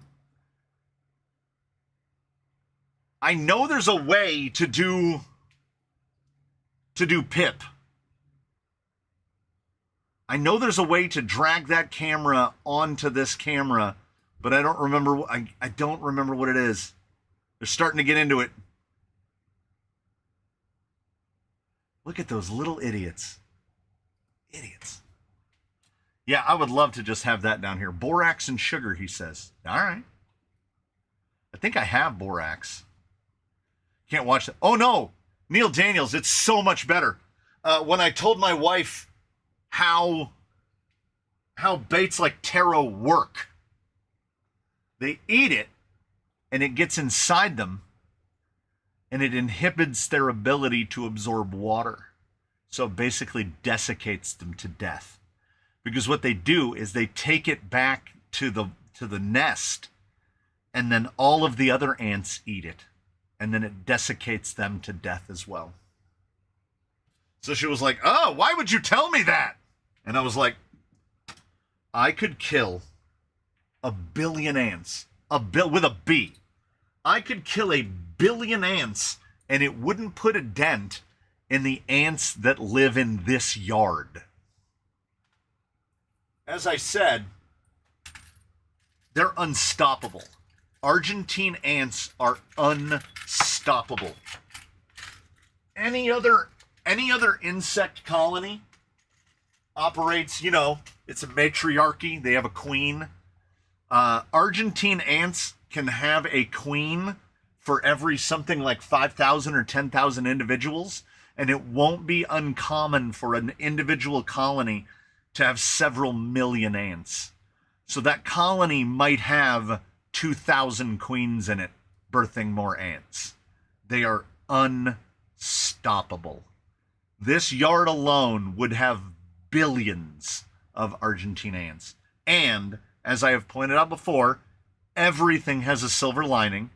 There's always a silver lining. The silver lining here is when you see this, when you see these gents over here, it means you don't have any termites. Because they're out here because they already ate all the termites. And then they ran out of stuff to eat, so they're trying to find other stuff. Unstoppable. And invasive. So if you're an invasive species, I mean, they're called Argentine ants. They're not from here. They kill everything. They eat everything. And, you know, I'm not going to trade. I'm not going to trade for the land down under.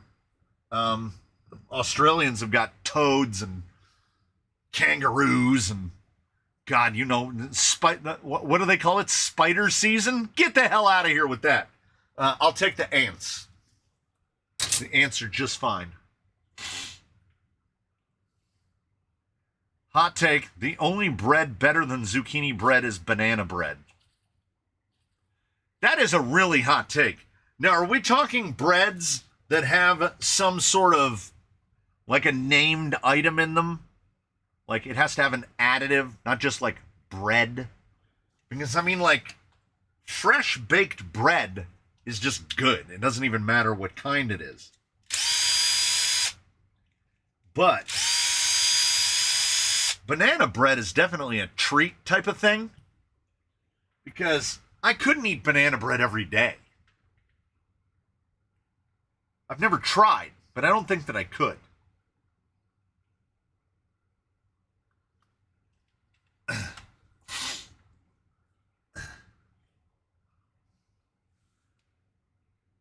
So last time one of these went down, there were so many of them. Okay, we can do a little pan. Like you'll notice before, there's even more. They're running on the chargers now. They go up and then across where the light is. The new guys are like, where's the good stuff, yo? The other guys are like, it's over there, yo. Wanting to do a trail crawler out of a Vanquish kit, would the VFD or VS410 be the nicer option to work with if you choose one? I don't mind servo placement, just looking for a good experience.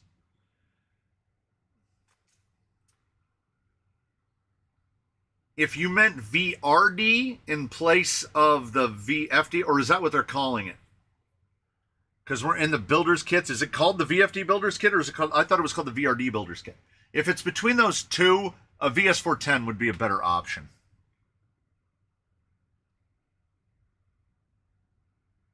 Well, a raccoon could eat banana bread every day. I don't question that at all.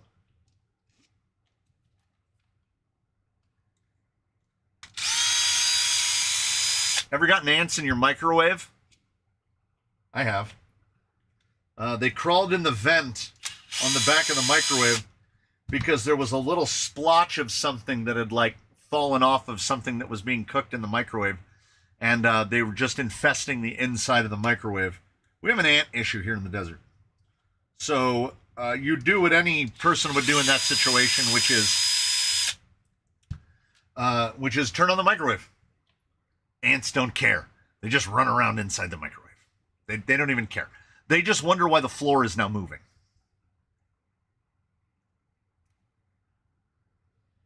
You know what ants can't withstand, though? Vacuum cleaners. You vacuum them with a shop vac, and then you look on top of the sawdust that's in the cyclone separator, and you see just a bunch of little lines and a bunch of little dots. And that is because they were rapidly disassembled by the pressure differential inside the vacuum cleaner. And I'm on board for it. What were we running? I need paper towels. Yeah, the ants will just walk right out of the microwave. Hey, thanks for that, man. I had like an itch. You totally corrected it. We're on a 12%. We're gonna swap out the 12 for an 18 because this poor unwitting soul gets to be a test guy. Should I use the stock pinion or up it a couple of teeth for the motor on the new FG? I would just leave the stock pinion in there, and also do take into consideration the pinions. Got to check on the boys. Look at how many boys. The pinion and all of the gears inside of the FMS FJ40 are module 0.6.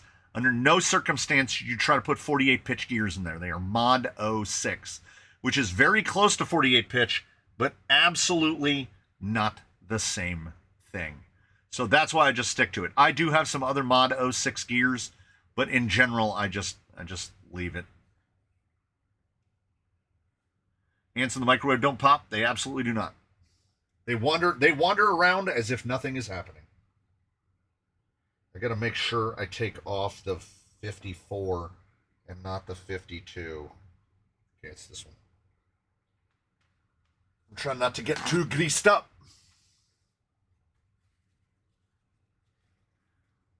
I built a trail rig with a brazen hardline OD3 and Mias ISOs Fusion 1800s.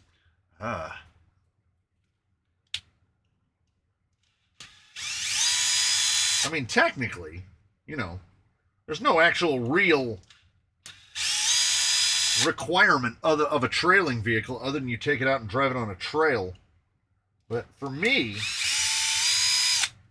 minimum battery requirement, I want a gearbox that is as sealed as possible. I would say that the Stealth XF is probably the best trailing gearbox that there is, aside from centered outputs if you have an offset front. What am I looking for? Got it. Jeez, I'm at about 25%, 30% tops right now. I just keep looking at the ants. They're keeping me going. Is there an aftermarket ring and pinion that will fit my Phoenix front axle without having to buy a Vanquish ring and pinion? Yeah, I mean, you can run any 830 in there. It all depends on your budget. You know, what you want to run. AMK, make some good ones. The Mias ones aren't bad. Boom Racing ones are good. I'm trying to remember. There's one that I've bought on Amazon from a cheap brand that didn't mesh at all. So yeah, VS410 is a pretty great chassis. And also, my personal recommendation for a trail rig is straight axles. Portals add 8 more gears to the vehicle. I feel like every time I say the word gears, it sounds funny. Gears. Portals add 8 more gears, and it's just going to make it louder. I genuinely prefer straight axles.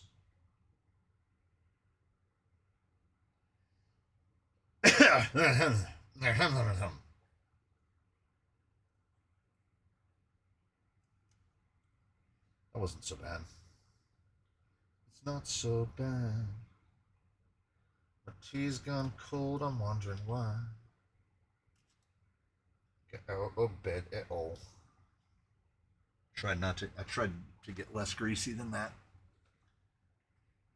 I tried this switch for the gearbox, and it is a momentary switch. Ah! Crawler life! Come with me!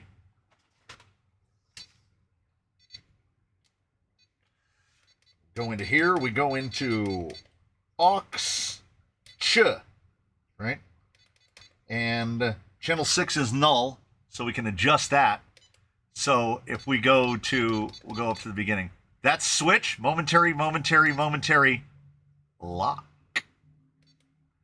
Lock A, lock B, lock C is how you turn a switch to basically on-off instead of momentary. Don't use SW, use LK. All the switches are programmable thusly. Mr. C, should I buy the Enduro SE Sport or just go ahead and get the Enduro Kit 3? honestly, Victor, if the builder's kit is still on sale, like when they were $188 at Towers like 2 weeks ago, it's not comparable in terms of the value. Now, the Enduro SE has its shortcomings, but when they're available with a coupon that are like $200, it's not bad. It's not bad. But the Builder's Kit 3 definitely offers you more value. The better links, the better shocks. The XF, they both have an XF, but that XF, the XF in the kit has underdrive in it. So yeah, you get a lot more value out of the Builder's Kit. And you're probably going to throw the tires away anyway. You can go, Victor, if you're in America, you can go on Tower right now and you can get Baseline's body. I think the painted body is $30 right now. You could build an SE out of the Builder's Kit 3 for fairly cheap. And you wouldn't be throwing anything away. Yeah, BK3 was out of stock. Probably out of stock at Tower, but probably still in stock somewhere else. Maybe just not as cheap as sub $200. My Class 1 Zoku FF runs a VFD-Stubby and F10 straights. It's an awesome rig. Yeah. Yeah, $30 for an SE is crazy work. Ah. Okay. Ooh, we got to put more sploop in here.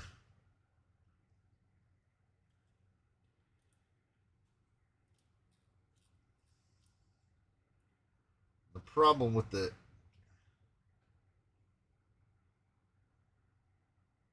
well, I'm glad I looked. Son of a... I'm glad I looked. I don't know if I have a shaft to flip this around. This is motor plate backward. And I can't do that. I'm offset pumpkin. I got to go motor plate forward.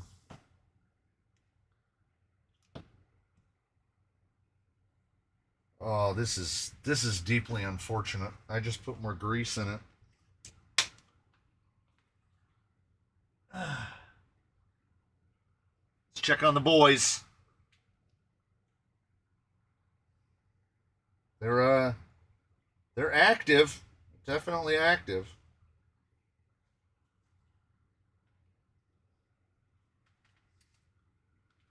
So, the universe conspires constantly. You have no idea how glad I am that I decided to put 18% in this, which meant I pulled the gearbox apart. I'm not an over-greaser. That's a totally normal blob of grease that one would find on there.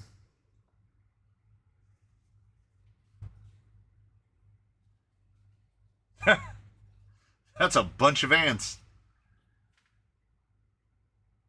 Let me get a zoom. I'll cop a zoom.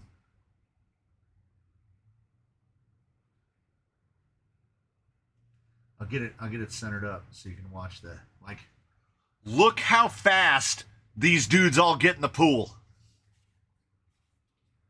I mean, they are straight in.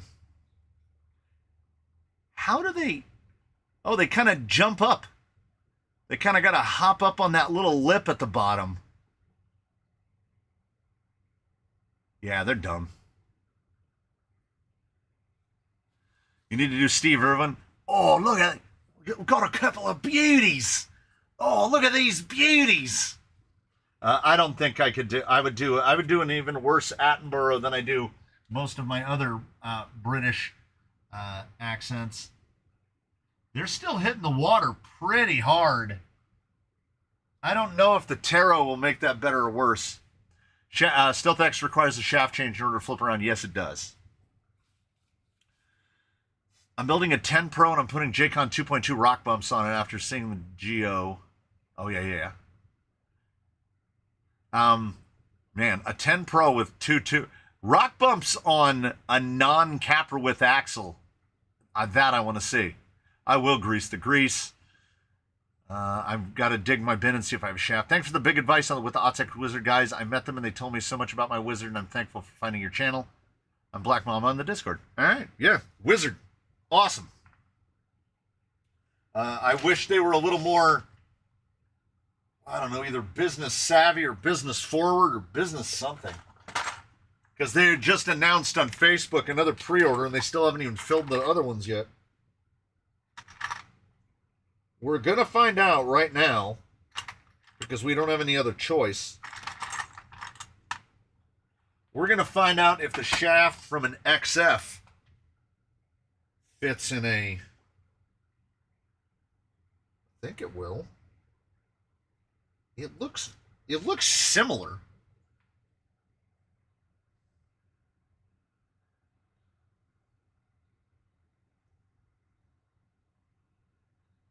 I don't have the ability to get creative. I would just go to Google and Google Spanish girl names. Okay. Not only a different shaft, but you have to unmount all the gears and flip them around on the plates.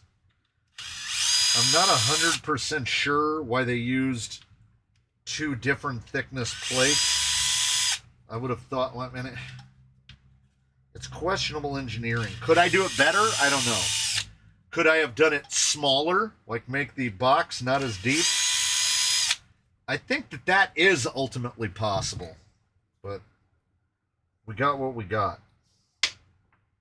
Spacer. Gear bearing. Where's the other bearing stuck in there? I'm just trying not to get as greasy as I could be. I don't want a girlfriend who has the same name as my grandma. Well, yeah, here's what you have to remember, Spaniard. We're old.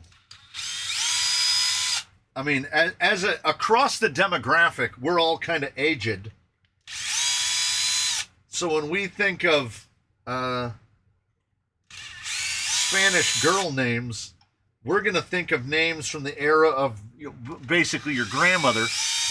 Because I have to imagine your grandmother is not... Your grandmother is much closer to our ages than we are to yours. So, yeah, we're going to hit you with the grandma names. Because when we would have been in the market for a senorita, her name would have been Conchita. What are we doing? I don't know. Oh, Miata Commuter just got here. That means to the Ant channel. There may only be 129 people watching the live stream, but we've got way more than that in ants. We've got ants in the tens of thousands. And they're currently eating a taro ant bait and trying to get all the water out of my soldering sponge. So there's the update on the ants. Now we're back over here.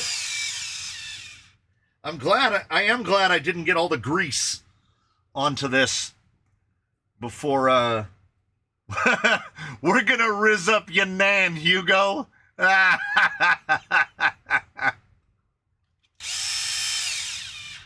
Brorb asks if they're the biting kind. So an Argentine ant will bite you out of they'll get on you and then you'll close your arm and you'll get them pinched in the elbow pit and they'll bite you. And it's like a little pinch, but they don't, there's no venom. There's no nothing like that. It doesn't itch. It doesn't leave a mark. How they're annoying is that they zerg rush. They never stop. There's like a bajillion. Oh, and thank you for the 5 as well, keeping the sawtooth well alive. So if I zoom back out now, we might be able to kind of see that on the wall now. We'll go right there. There's a full, look at the rope. Look at the rope up the wall now. They're like, yeah, The good stuff has arrived. Get it, boys. Yeah. Ants. What are you going to do? Just going to keep doing it. I've gone through like 10 paper towels because I got just enough grease shot in there to make a huge mess out of myself. I find it interesting down in the Amazon they use bullet ants for stitches. It's probably bullet ants. I think I would just prefer the injury. Next week is my last week without adult obligations. I feel like I speak for the entire canine community. The ants need to be featured at least once in every video with Work on the Bench, now that you've made them a character. So, as Miata Commuter asks, what are you planning to do with Lord Penemy? Someone posed an interesting question, which is, why don't I, if a tire, like say the Griffin, which was just tested, if a tire doesn't show exceptional abilities on the class 1.5, put them on Peneby and see how they do with proper weight down on them. And that kind of makes sense to me. Now, the only thing standing between me and that is something better approximating a class 1 tire test protocol. Because I think that the protocol now, I think class 1.5 can do a class 2 protocol pretty comfortably, but in terms of pure class 1, I'll be the first to admit I don't really know how to structure it. Like, what should it look like? What should be on the class 1 protocol different relative to what's on the class 2? I would include the ants every week, but the thing is, we've only got about another month of ants.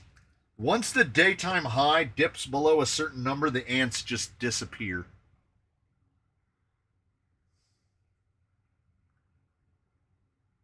Yeah, the ants are all here at this point.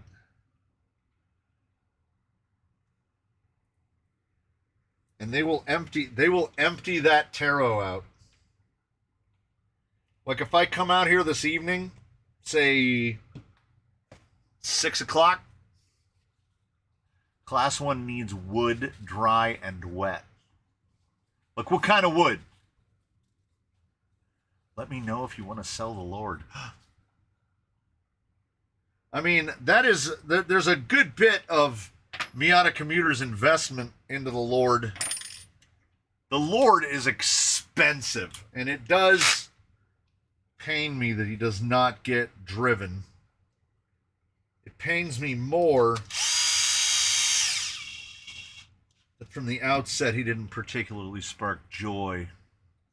Have you considered running all 3 CC 1.5s on the same tire for chassis testing? Well, I have now.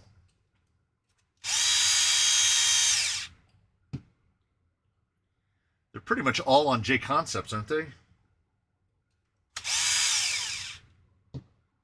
Someone also asked if I was going to do a sheet of plywood. Oh, okay. I think another one of those members videos where you did it behind the scenes and we get to watch you make a review video would be cool again. Yeah, that wasn't that hard to do. So I will definitely contemplate Lord as slider, I guess. I'm sure that Miata Commuter has no shortage of, okay, something's not right, because that is absolutely locked down. Can't revolve it at all.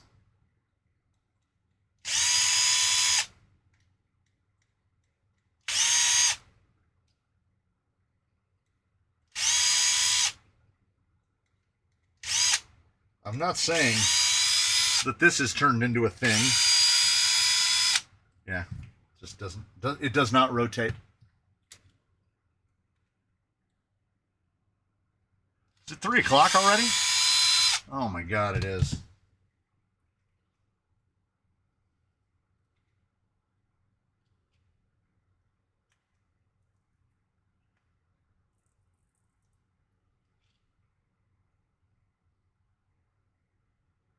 So, I know that there are bigger gears. I don't comfortably run anything bigger than the 2555 in a Stealth X case, and I'll show you why. We can probably use the ant cam to show you why it wouldn't rotate.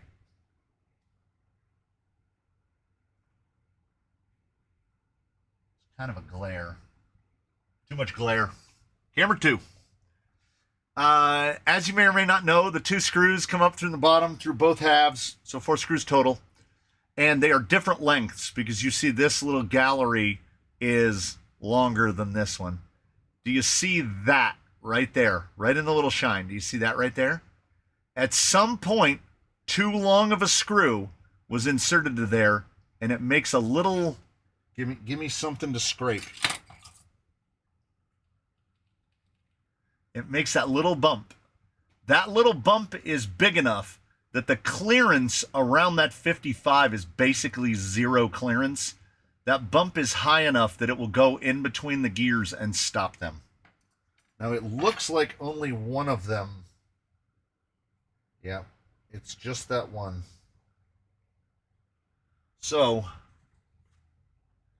if you bought big when there was a C1 pivot sale, that would be interesting.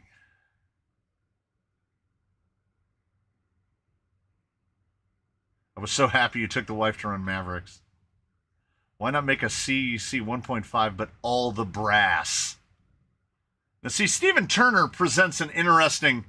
that's very interesting. I'm pretty much on board with that. Like, we just need to make a heavyweight 1.5.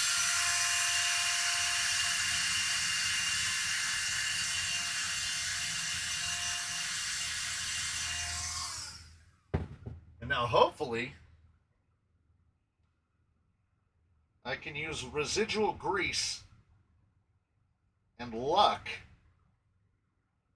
to scoop up all the plastic I just ground off the inside of that case. Now, as soon as we get 1 or 2 screws in this, we'll know if it worked. Because as long as they have room to flop around, they don't lock up. I will go this one. Let's see if we fixed it.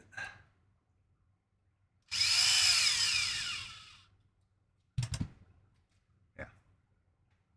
Whee! These are those little things where if my brain worked more gooder, I would have known to look for that. What's on the bench? Trucks of Fortune. Trucks of Fortune Summer Edition. We're building a Vanquish VRD that is now a ZRD. It's going to have a Stealth X and Element shocks on it.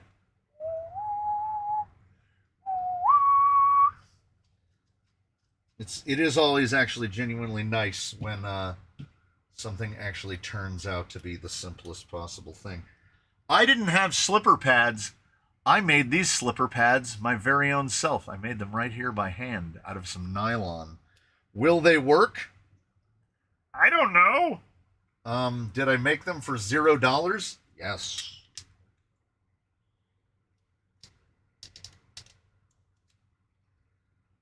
And we only need a slipper as a last ditch operation. So, it's going to work for me. Just want it as that last line of protection to stop the drivetrain from exploding. I basically have it locked all the way down. I think me, I need to travel himself all the way across the country to the desert and use the Lord to set up a good Class 1 protocol. I wouldn't be opposed. What do you think about the Mias Gold Rush and straight axles like Air 44s or Element axles? I mean, you could go Mias straights. Look how good they look. Look how good they look. I'm going to have to build a Gold Rush on Mias straights. I got to see what it looks like. And update. Look at them. Look at them.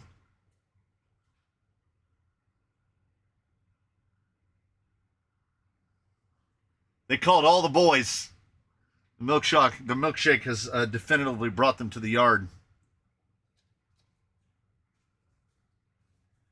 We've got, well, actually, I was honestly just gonna say, how much,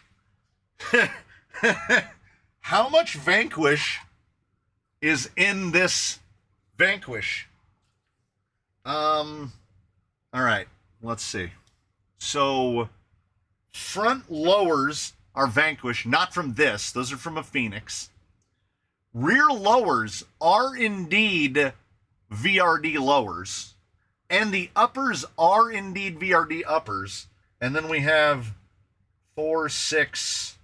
We have 8 rod ends that are Vanquish rod ends. But there's Zoku rails and Mias axles and the skid plate from a Jolly Green.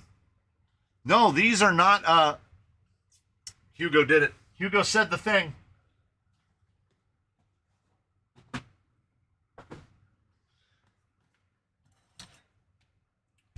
For you select few. This is why people should tune into the live streams.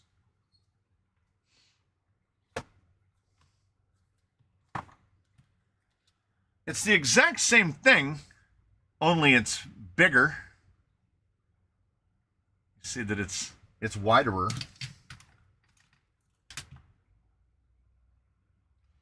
So there's your one compared to the other.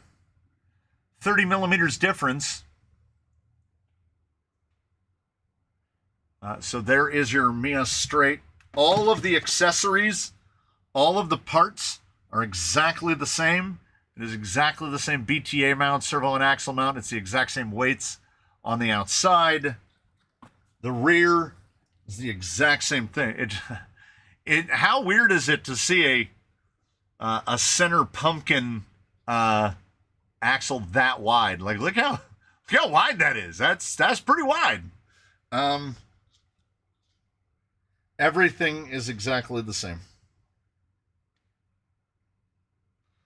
I love that they went Diamond Pro as well, because they really work.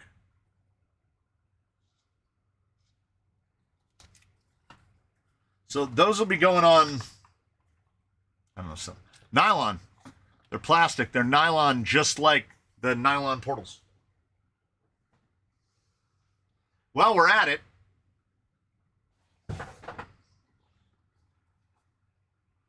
these are for my Mantis. Do I spend a lot of money at Mias? Yes. Maybe try Woody as a Class 1 tire test drag. Use on Brasco TRX for an LCG. Obviously, the body mount issue needs to be addressed. Yeah, it does. I haven't, and it does. Maybe that'll be it. Maybe that's what needs to happen. Maybe we should just, you know what I should do? You know what I should do? I'm going to tell you. It's not a rhetorical, well, it's a semi-rhetorical question. I should just send Pennaby to the land of pants as sort of a prisoner exchange program, because I've had Woody here for 2 years. And, you know, I don't try to be a complete jerk all the time.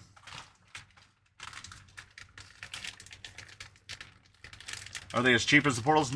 Almost. Almost. These are $100 a set instead of $80, and I'm thinking that most of that is because they come with weights and isokinetics in the front. So you have the big, you have big. Look at that! Look at that axle! Look at that turn angle! This thing should turn phenomenal. So I think $100 a set is fair. Is absolutely fair. Oh, let's see, Woody. You don't want that. You don't want that. The amount of dust that's on Woody will make me feel worse than I already do. I have to get into the stupid shock bag just to get... Vanquish, you scumbags.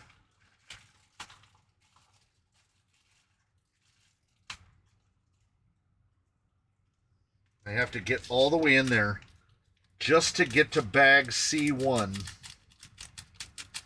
so that I can get the stupid odd length rod ends out.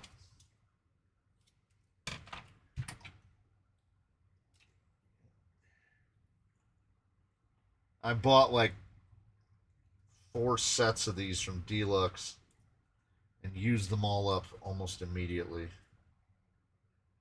I bought so many axles that have that 10mm mount spacing. Yeah. Miata Commuter's not wrong. Yeah. I'm going to have to fix Woody's body mount. And so that I can get him out there to test with. To test him as a test rig. Is that one also 10? No, it's about an 8. Okay, we're going to see if we can undersling these. We can at least get shocks on this thing. You better start slapping that makeup on and earn some cash.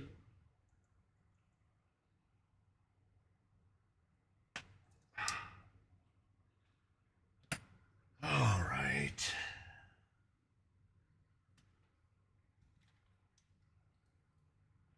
This one with 0.8s all the way around. If Mias, hey Mias, if you're listening, if they really wanted to take it to the next level, include the hollow balls, the 10mm wide hollow balls. It would just be gravy, but boy, would I take it. I'd take it in a second. Because otherwise, most people don't have them laying around. I assembled a rig with the Mias portals and a 284 wheelbase. That's pretty short. Looking for axles that are 288 wide. Jesus. SCX6?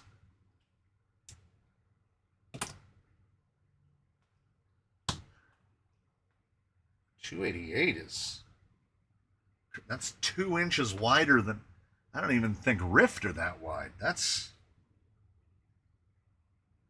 proper wide.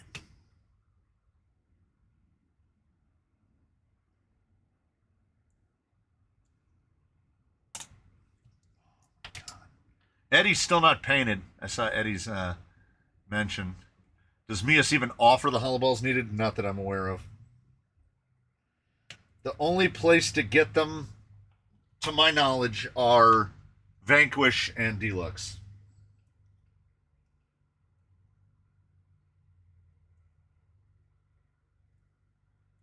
Something with a very high idle is outside.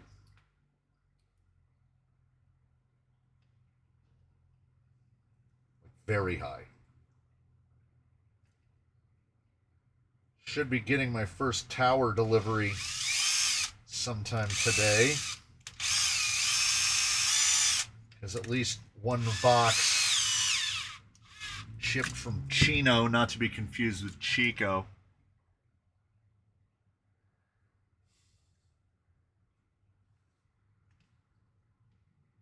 We need about a 6mm spacer on that.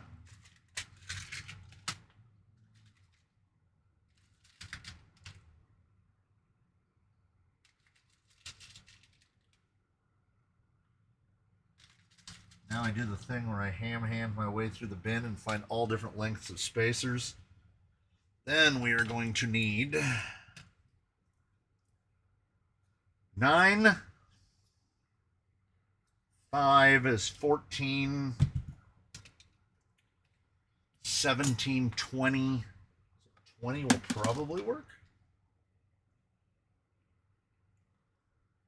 Yeah, Stu Nod, you're spot on. They do it so that you can do exactly that, which is 22 would be better, but I have a lot more 20s. So that you can alter where the shock is inboard or outboard to adjust it to different chassis. That's exactly the way they do it. But a lot of companies don't do double shear. So I don't know if it's explicitly necessary to have the shock mount be double shear. I don't know if it's advantageous to have the shock mount be double shear. So I'm still on the fence as to whether or not it would be easier and more economical for us to just cut that outer tab off and run them single shear. I'm moving everything out of the way so that, oh, I don't know why I'm moving everything out of the way. The Ant Cam, I'll just have to move it. So Ant Cam was originally looking at this sweet as picnic table, which I have set up next to a tent over here. And I was going to moving all the stuff out of the way so that I could get camera 3 to look at it. And then I remembered that camera 3 is Ant Vision. They all look like they're dead, right? They just love it. They love it. Yeah, the 15-minute warning means that we're ending the Ant show. There'll be no more Ant show. There's an unpaid DLX intern in this. That's true. Moose needs to hook us all up with 10mm hollow balls. Yeah, even the mass portals are double shear. But TRX4 isn't. Just single shear bolted. Anybody ever torn a shock off a TRX4 before? Now, I mean, I guess that's not explicitly fair. TRX4s run incredibly large rod ends on their shocks. That might have something to do with it. We're going all the way back. I also realized by looking at it, I don't need a 5mm spacer. I need like a 3mm spacer. So the 20mm bolt will be plenty. Build a small ant city. Ant colony / crawler course. You know what? That looks all right. We can get full collapse. I think we're going to be okay. I've broken a TRX6 front axle. Maybe. Yeah, the cuckoo clock has advanced about a minute.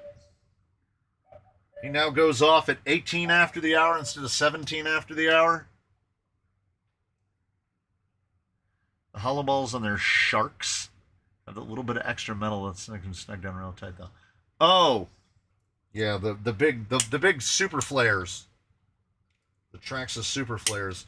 Those are great if you have rod ends that keep trying to work their way off. They won't work their way off of those big Traxxas flared ones. Oh God. When he said 10th scale ants, my brain immediately transferred to ants that are like the size of 10th scale cars. So, you know, an ant the size of a terrier dog. Horrifying.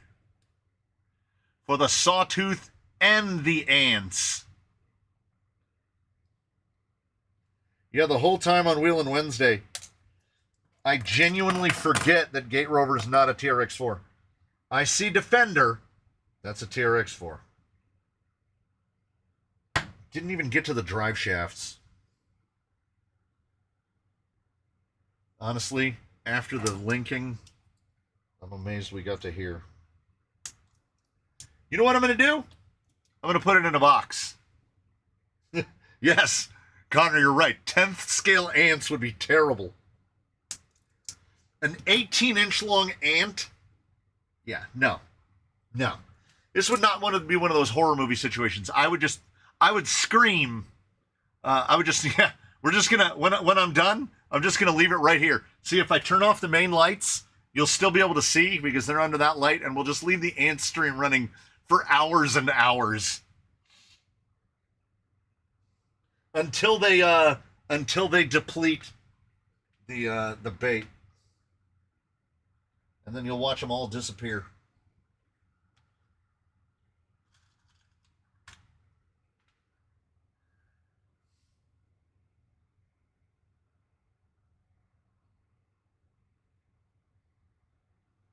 All I did was I looked up. I was trying to find screws. And then I looked up and all I saw was Hugo the Yugo. And it made me snicker. Hugo the Yugo. Well, here's what, you know what? It doesn't take a lot of convincing, but here's what I'm going to do. When we're done here in about 10 minutes, I'm going to shut the other cameras down and I will just leave this one going and I'll come back and I'll check on it when I get back from, we go and we get coffee drink. And then we usually go to whatever store or errand either I or the wife has. And then we pick up dinner and then we bring it home. And I'm going to leave this on the ants and I will come back. I'll make sure that I get the camera positioned a little more securely so that it can't fall off of the yoga block. Like, we'll also zoom out a little. It's a little more interesting, I think. We'll get right there. So I will switch to that view when we're done, and we'll just leave it on the ants. I wish there was royalty-free music I could play in the background for you. We can get some Vivaldi going. Just Four Seasons on a loop with the ants. I am smashing the rogue ones that show up on the workbench. I apologize. For nothing! Start a new stream for the ants. Oh God, it'll break my heart too. I'll start a stream on the ants, and then I'll come back and it will have more viewers than the regular stream, and I'll be like, I knew it. I knew that ants eating a taro. Spot taro. Shout out to taro. This ant stream not brought to you by taro. Yeah, somehow the ants get up to 2,000 views. Yeah, everybody's like, check it out. This dude's live streaming ants. You gotta get on it, bro. Oh my God.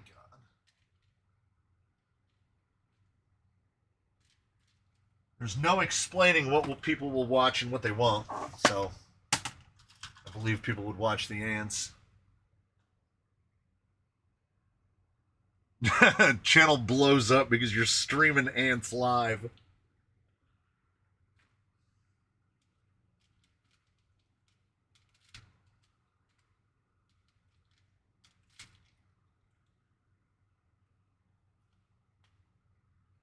Come for the toy cars. Stay for the ants.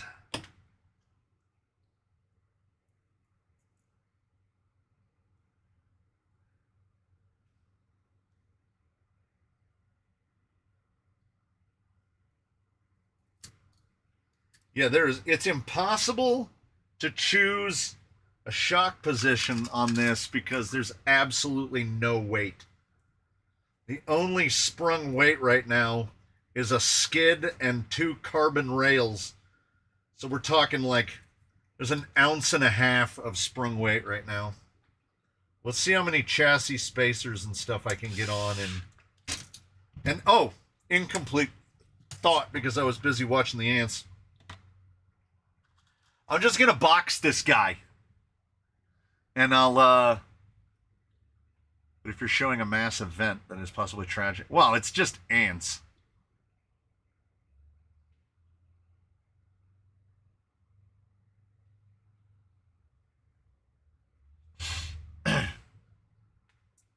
Ant unboxing.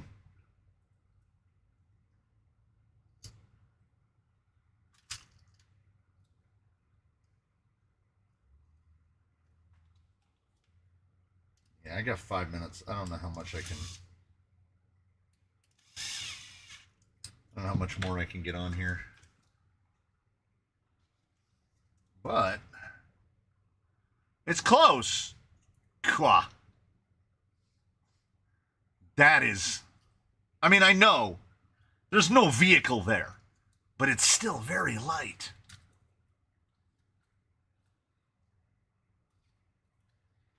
Watch is just going off crazy.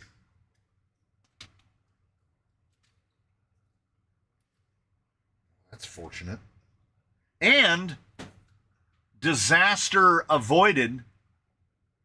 That looks like it's not only perfectly in line, but it doesn't look like that drive shaft is going to come anywhere near anything else. Yeah, look at that. Look at it with your eyes.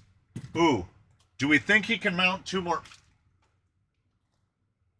Do we think he can mount two more boss men in overtime? Here, watch this.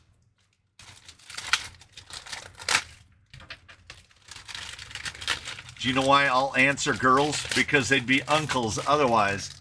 Hey-oh! I approve. I approve.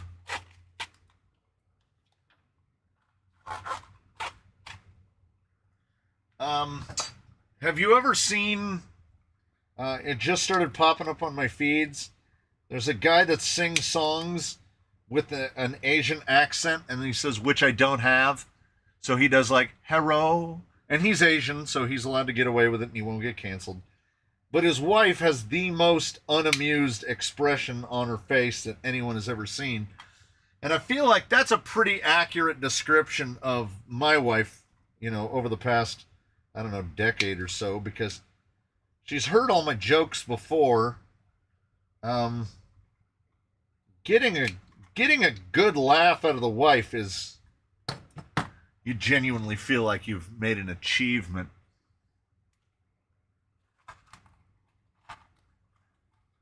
Will the motor fit? How dare you say that? How dare you say that, because you know 100% that it's not going to.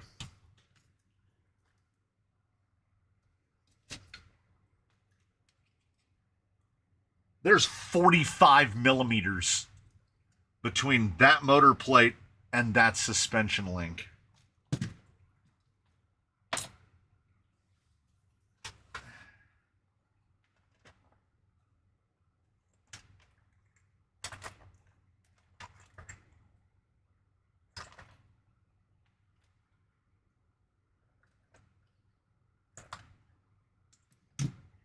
Solved.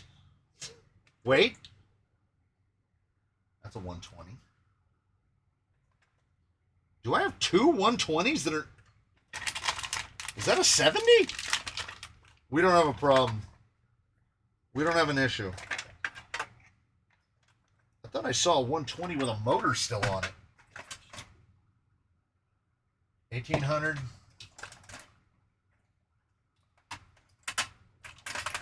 I could have sworn... Oh. Yeah, it's got bullets. Oh, and a... Done. This guy doesn't need a 120, but he's getting one. There we go. And fusion in the drawer. 1470 should be perfect. Or the dynamic... If this was Portal, could we gear it down enough? That's going to come down to... All right. The 2000, moving the dynamic in here and putting this in the kit crawler will come down to basically one thing. What is the smallest pinion I can fit on that? If we can get like...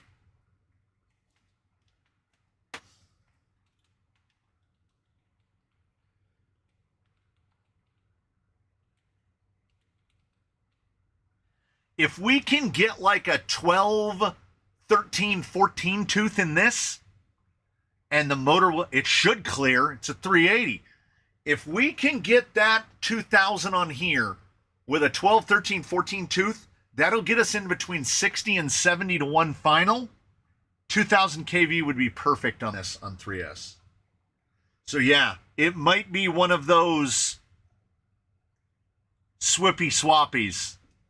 Like I said, everything needs a Fusion Pro. Here's why everything can't have a Fusion Pro. Because here's a Fusion. No way. Ain't gonna happen. And why would it? This thing's built for a VFD. Also, Zoku did these skids. Look how good this skid is. Look at the skid. Look how low. Like, you can't get a Stealth X lower than that. You know what would fit in here? Stealth XF, but then it wouldn't line up with the axle. I think this thing's going to be good. And now that we're talking us into putting the dynamic in here, putting this very 1470 here in the kit crawler, I think everybody benefits. If it can't fit a Fusion 8, I don't want it. Jerry, that's most vehicles. Most vehicles are not going to fit a Fusion 8. All right, so I think that's where we've arrived. So what you've done now what you've done. Do you see what you've done? I was going to put this aside until next week and finish it during the live stream then. But if we're doing a swippy swappy, we can't do that. We've got to pop that out, pop that over. I have about a 3-way motor swap that I want to do to get better fitting things on better fitting things. So this guy's episode 2 will probably be up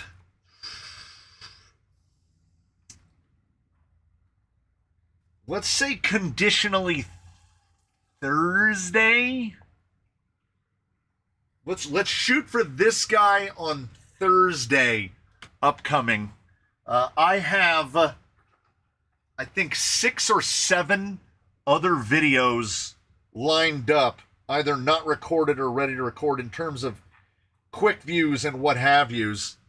And I'm trying to stagger them up. I'm trying to break it up for myself. Because otherwise what I end up with is a week. I try to mix it up. Because although I have nothing has conclusively shown this, I feel like if I mix it up, it helps.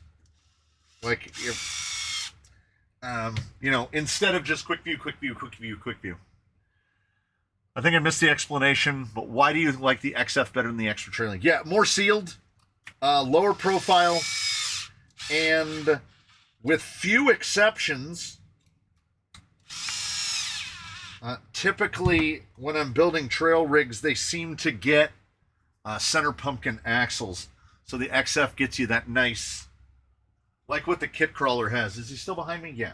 The kit crawler gets me that super straight drive line.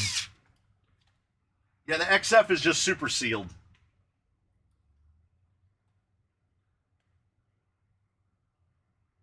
Yeah, Zoku 3D printing is some of the in terms of products you buy, it's really some of the best. Like look at his sliders, and these sliders are used. And look at that skid. Would you, seeing it at that angle right there, would you believe that that's a 3D printed skid? You got to get in real close to be able to see the layer lines. He's done his homework. He's put in his time.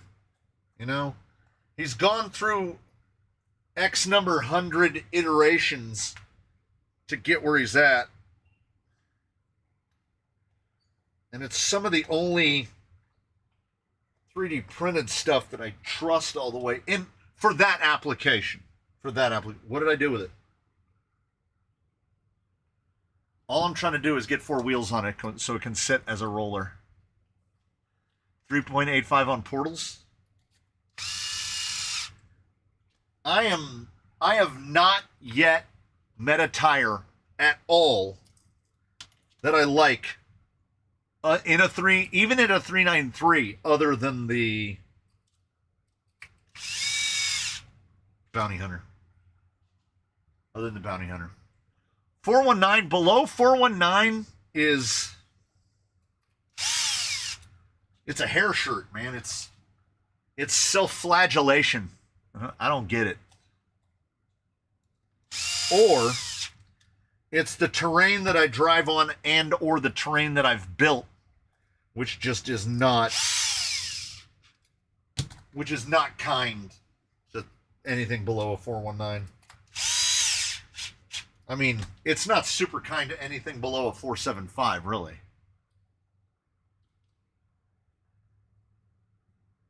These people are thinking about flirting with my grandma right in front of me.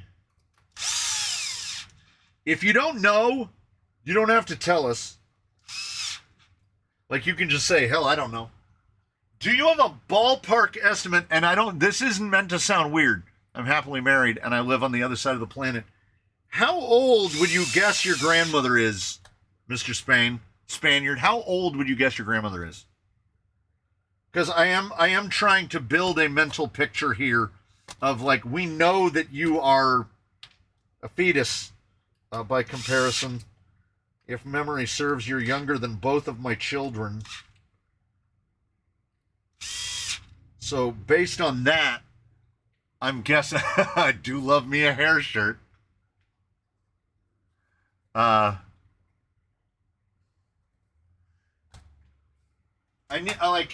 I had kids real late, as many of my generation did. I don't know how things go over there in Spain. Oh. So it's just a curiosity thing. It's not perverse. I'm not going to track down your grandmother.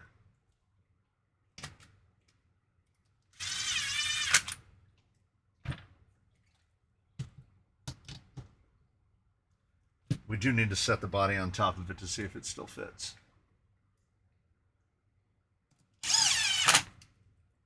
I feel like there's even more over there, by the way.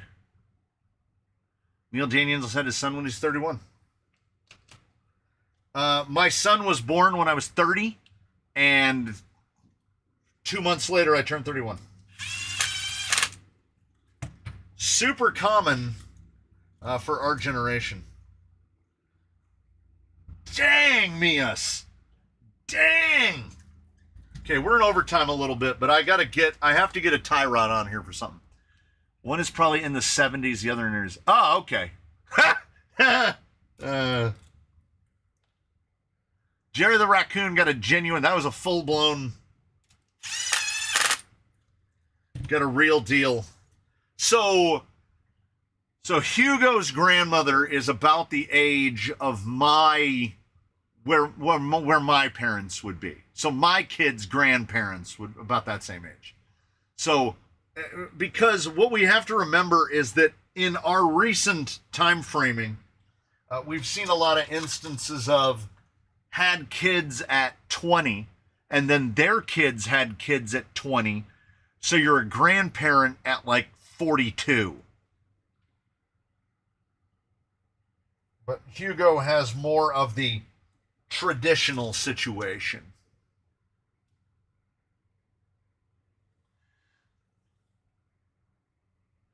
Newest section of my backyard crawler test course is damn near impossible without portals, and reversing is a requirement, not a penalty. I was like 37 when we had our first kid and 40 when we had our second. Most of my friends were about the same age when they had kids. Yeah, it's our whole generation. We all had kids real late, if we had kids at all.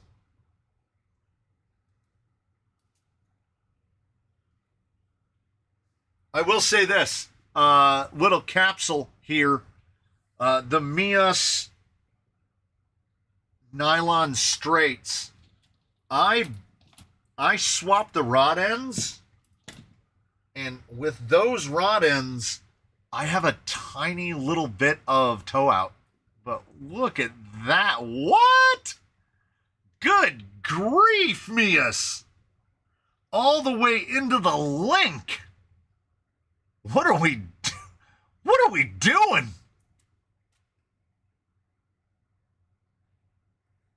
And, yeah.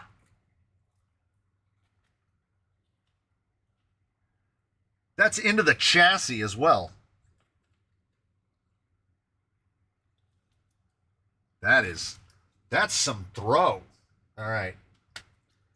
Let's set a body down on top of it. See what we're working with. Oh my God. Look how full the entry is now. It's standing room only with our friends from Argentina.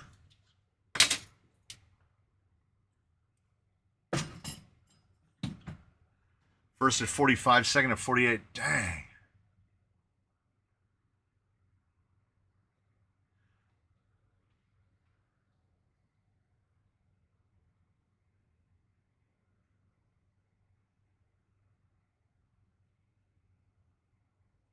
Yeah. I forgot that Hugo's parents are our generation. So they probably didn't have kids super young. Yeah, a buddy of mine who is a year younger than me, he had his kids old school style. Like, he had his first one at like 19 or 20. So he's a grandpa already. And I remember when my kids were in grade school, his eldest was getting out of the Navy.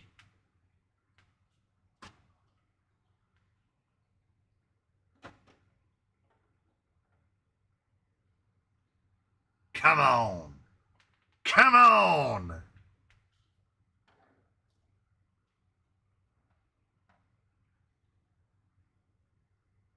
I mean, obviously the front body mount's gonna kick it up a little. Look, so this will be up about there. Look where those rails are relative to that body. And we're not gonna have to worry about the body not being wide enough. Look how class 1 this butt is. Oh, I kind of love it.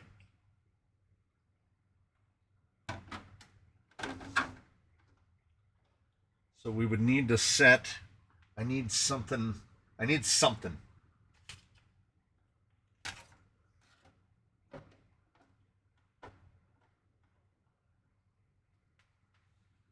Ah, come on. How can you not like that? So good. The body is real good. And you cannot go wrong with Trial Vintage. And Bossman are the jam. Oh, I'm ready now. Ooh, okay. We're already 15 over. Look at this. Ridiculous. Okay, one last thing, I promise.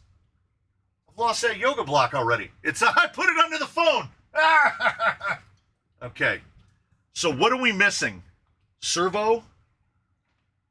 We'll just use this because it's approximate.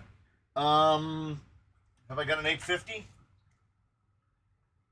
1300. 1300 will have to do. Body mounts and all of the plastics. Okay, we're just trying to get close. So I'll just grab all of this stuff and I'll throw it on there like that. Anybody got any guesses?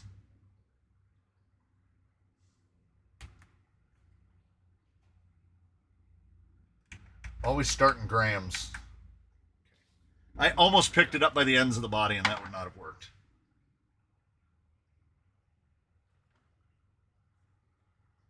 $2,400 grams, 2,400 dead, 5.3 pounds.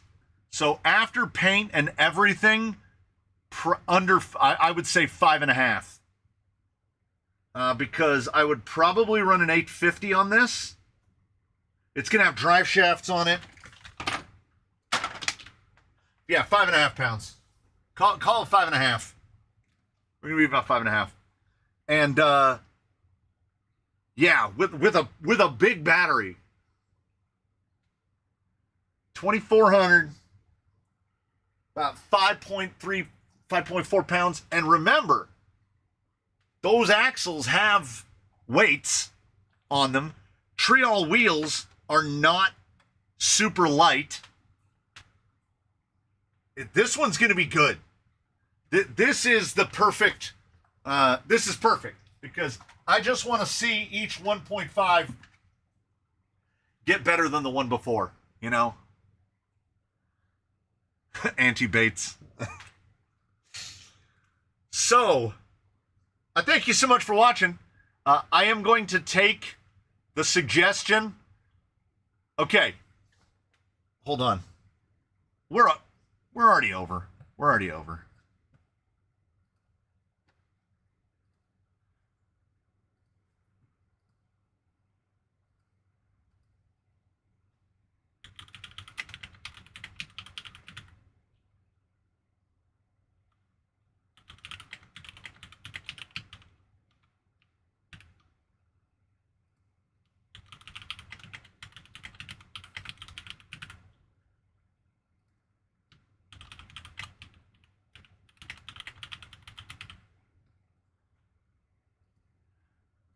All right. I'll grab Susan. Give you a minute or two to look over those options.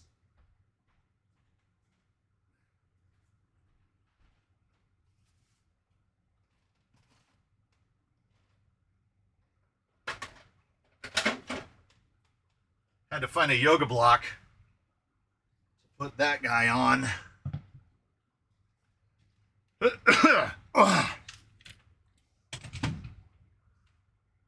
Oh, when I put the drill away and it kind of shook everything, the ants definitely took notice of that. There was a flurry of scurrying. Oh, new stream and see if it gets more views than Wheelin' Wednesday. Okay, on the one hand, I appreciate it. On the other hand, it kind of hurts a little bit. It kind of hurts a little bit. The truth often hurts. Let me see. What are we at? Ooh, start a new ant stream has got it by a little. Yes, take water on Sunday when filming Wheelin' Wednesday. 100%.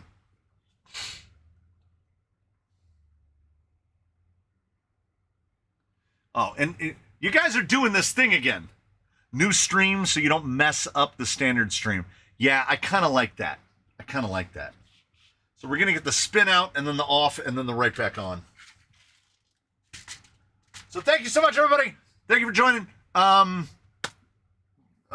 review tomorrow. A return of cabs on Sunday. I've got some good stuff, some build stuff, some weird stuff. As usual, rig breakdowns are probably going to be moved to the 2 o'clock slot on Tuesdays, and I'll be doubling up a lot of Tuesdays. This Tuesday's breakdown, don't know, haven't recorded it yet. We'll see. Is there a video at 4? Not today, I don't think. I don't think there is. All right, so I will see you all in the next one. We do one of these, and then I will be switching over to Ant Stream 2025.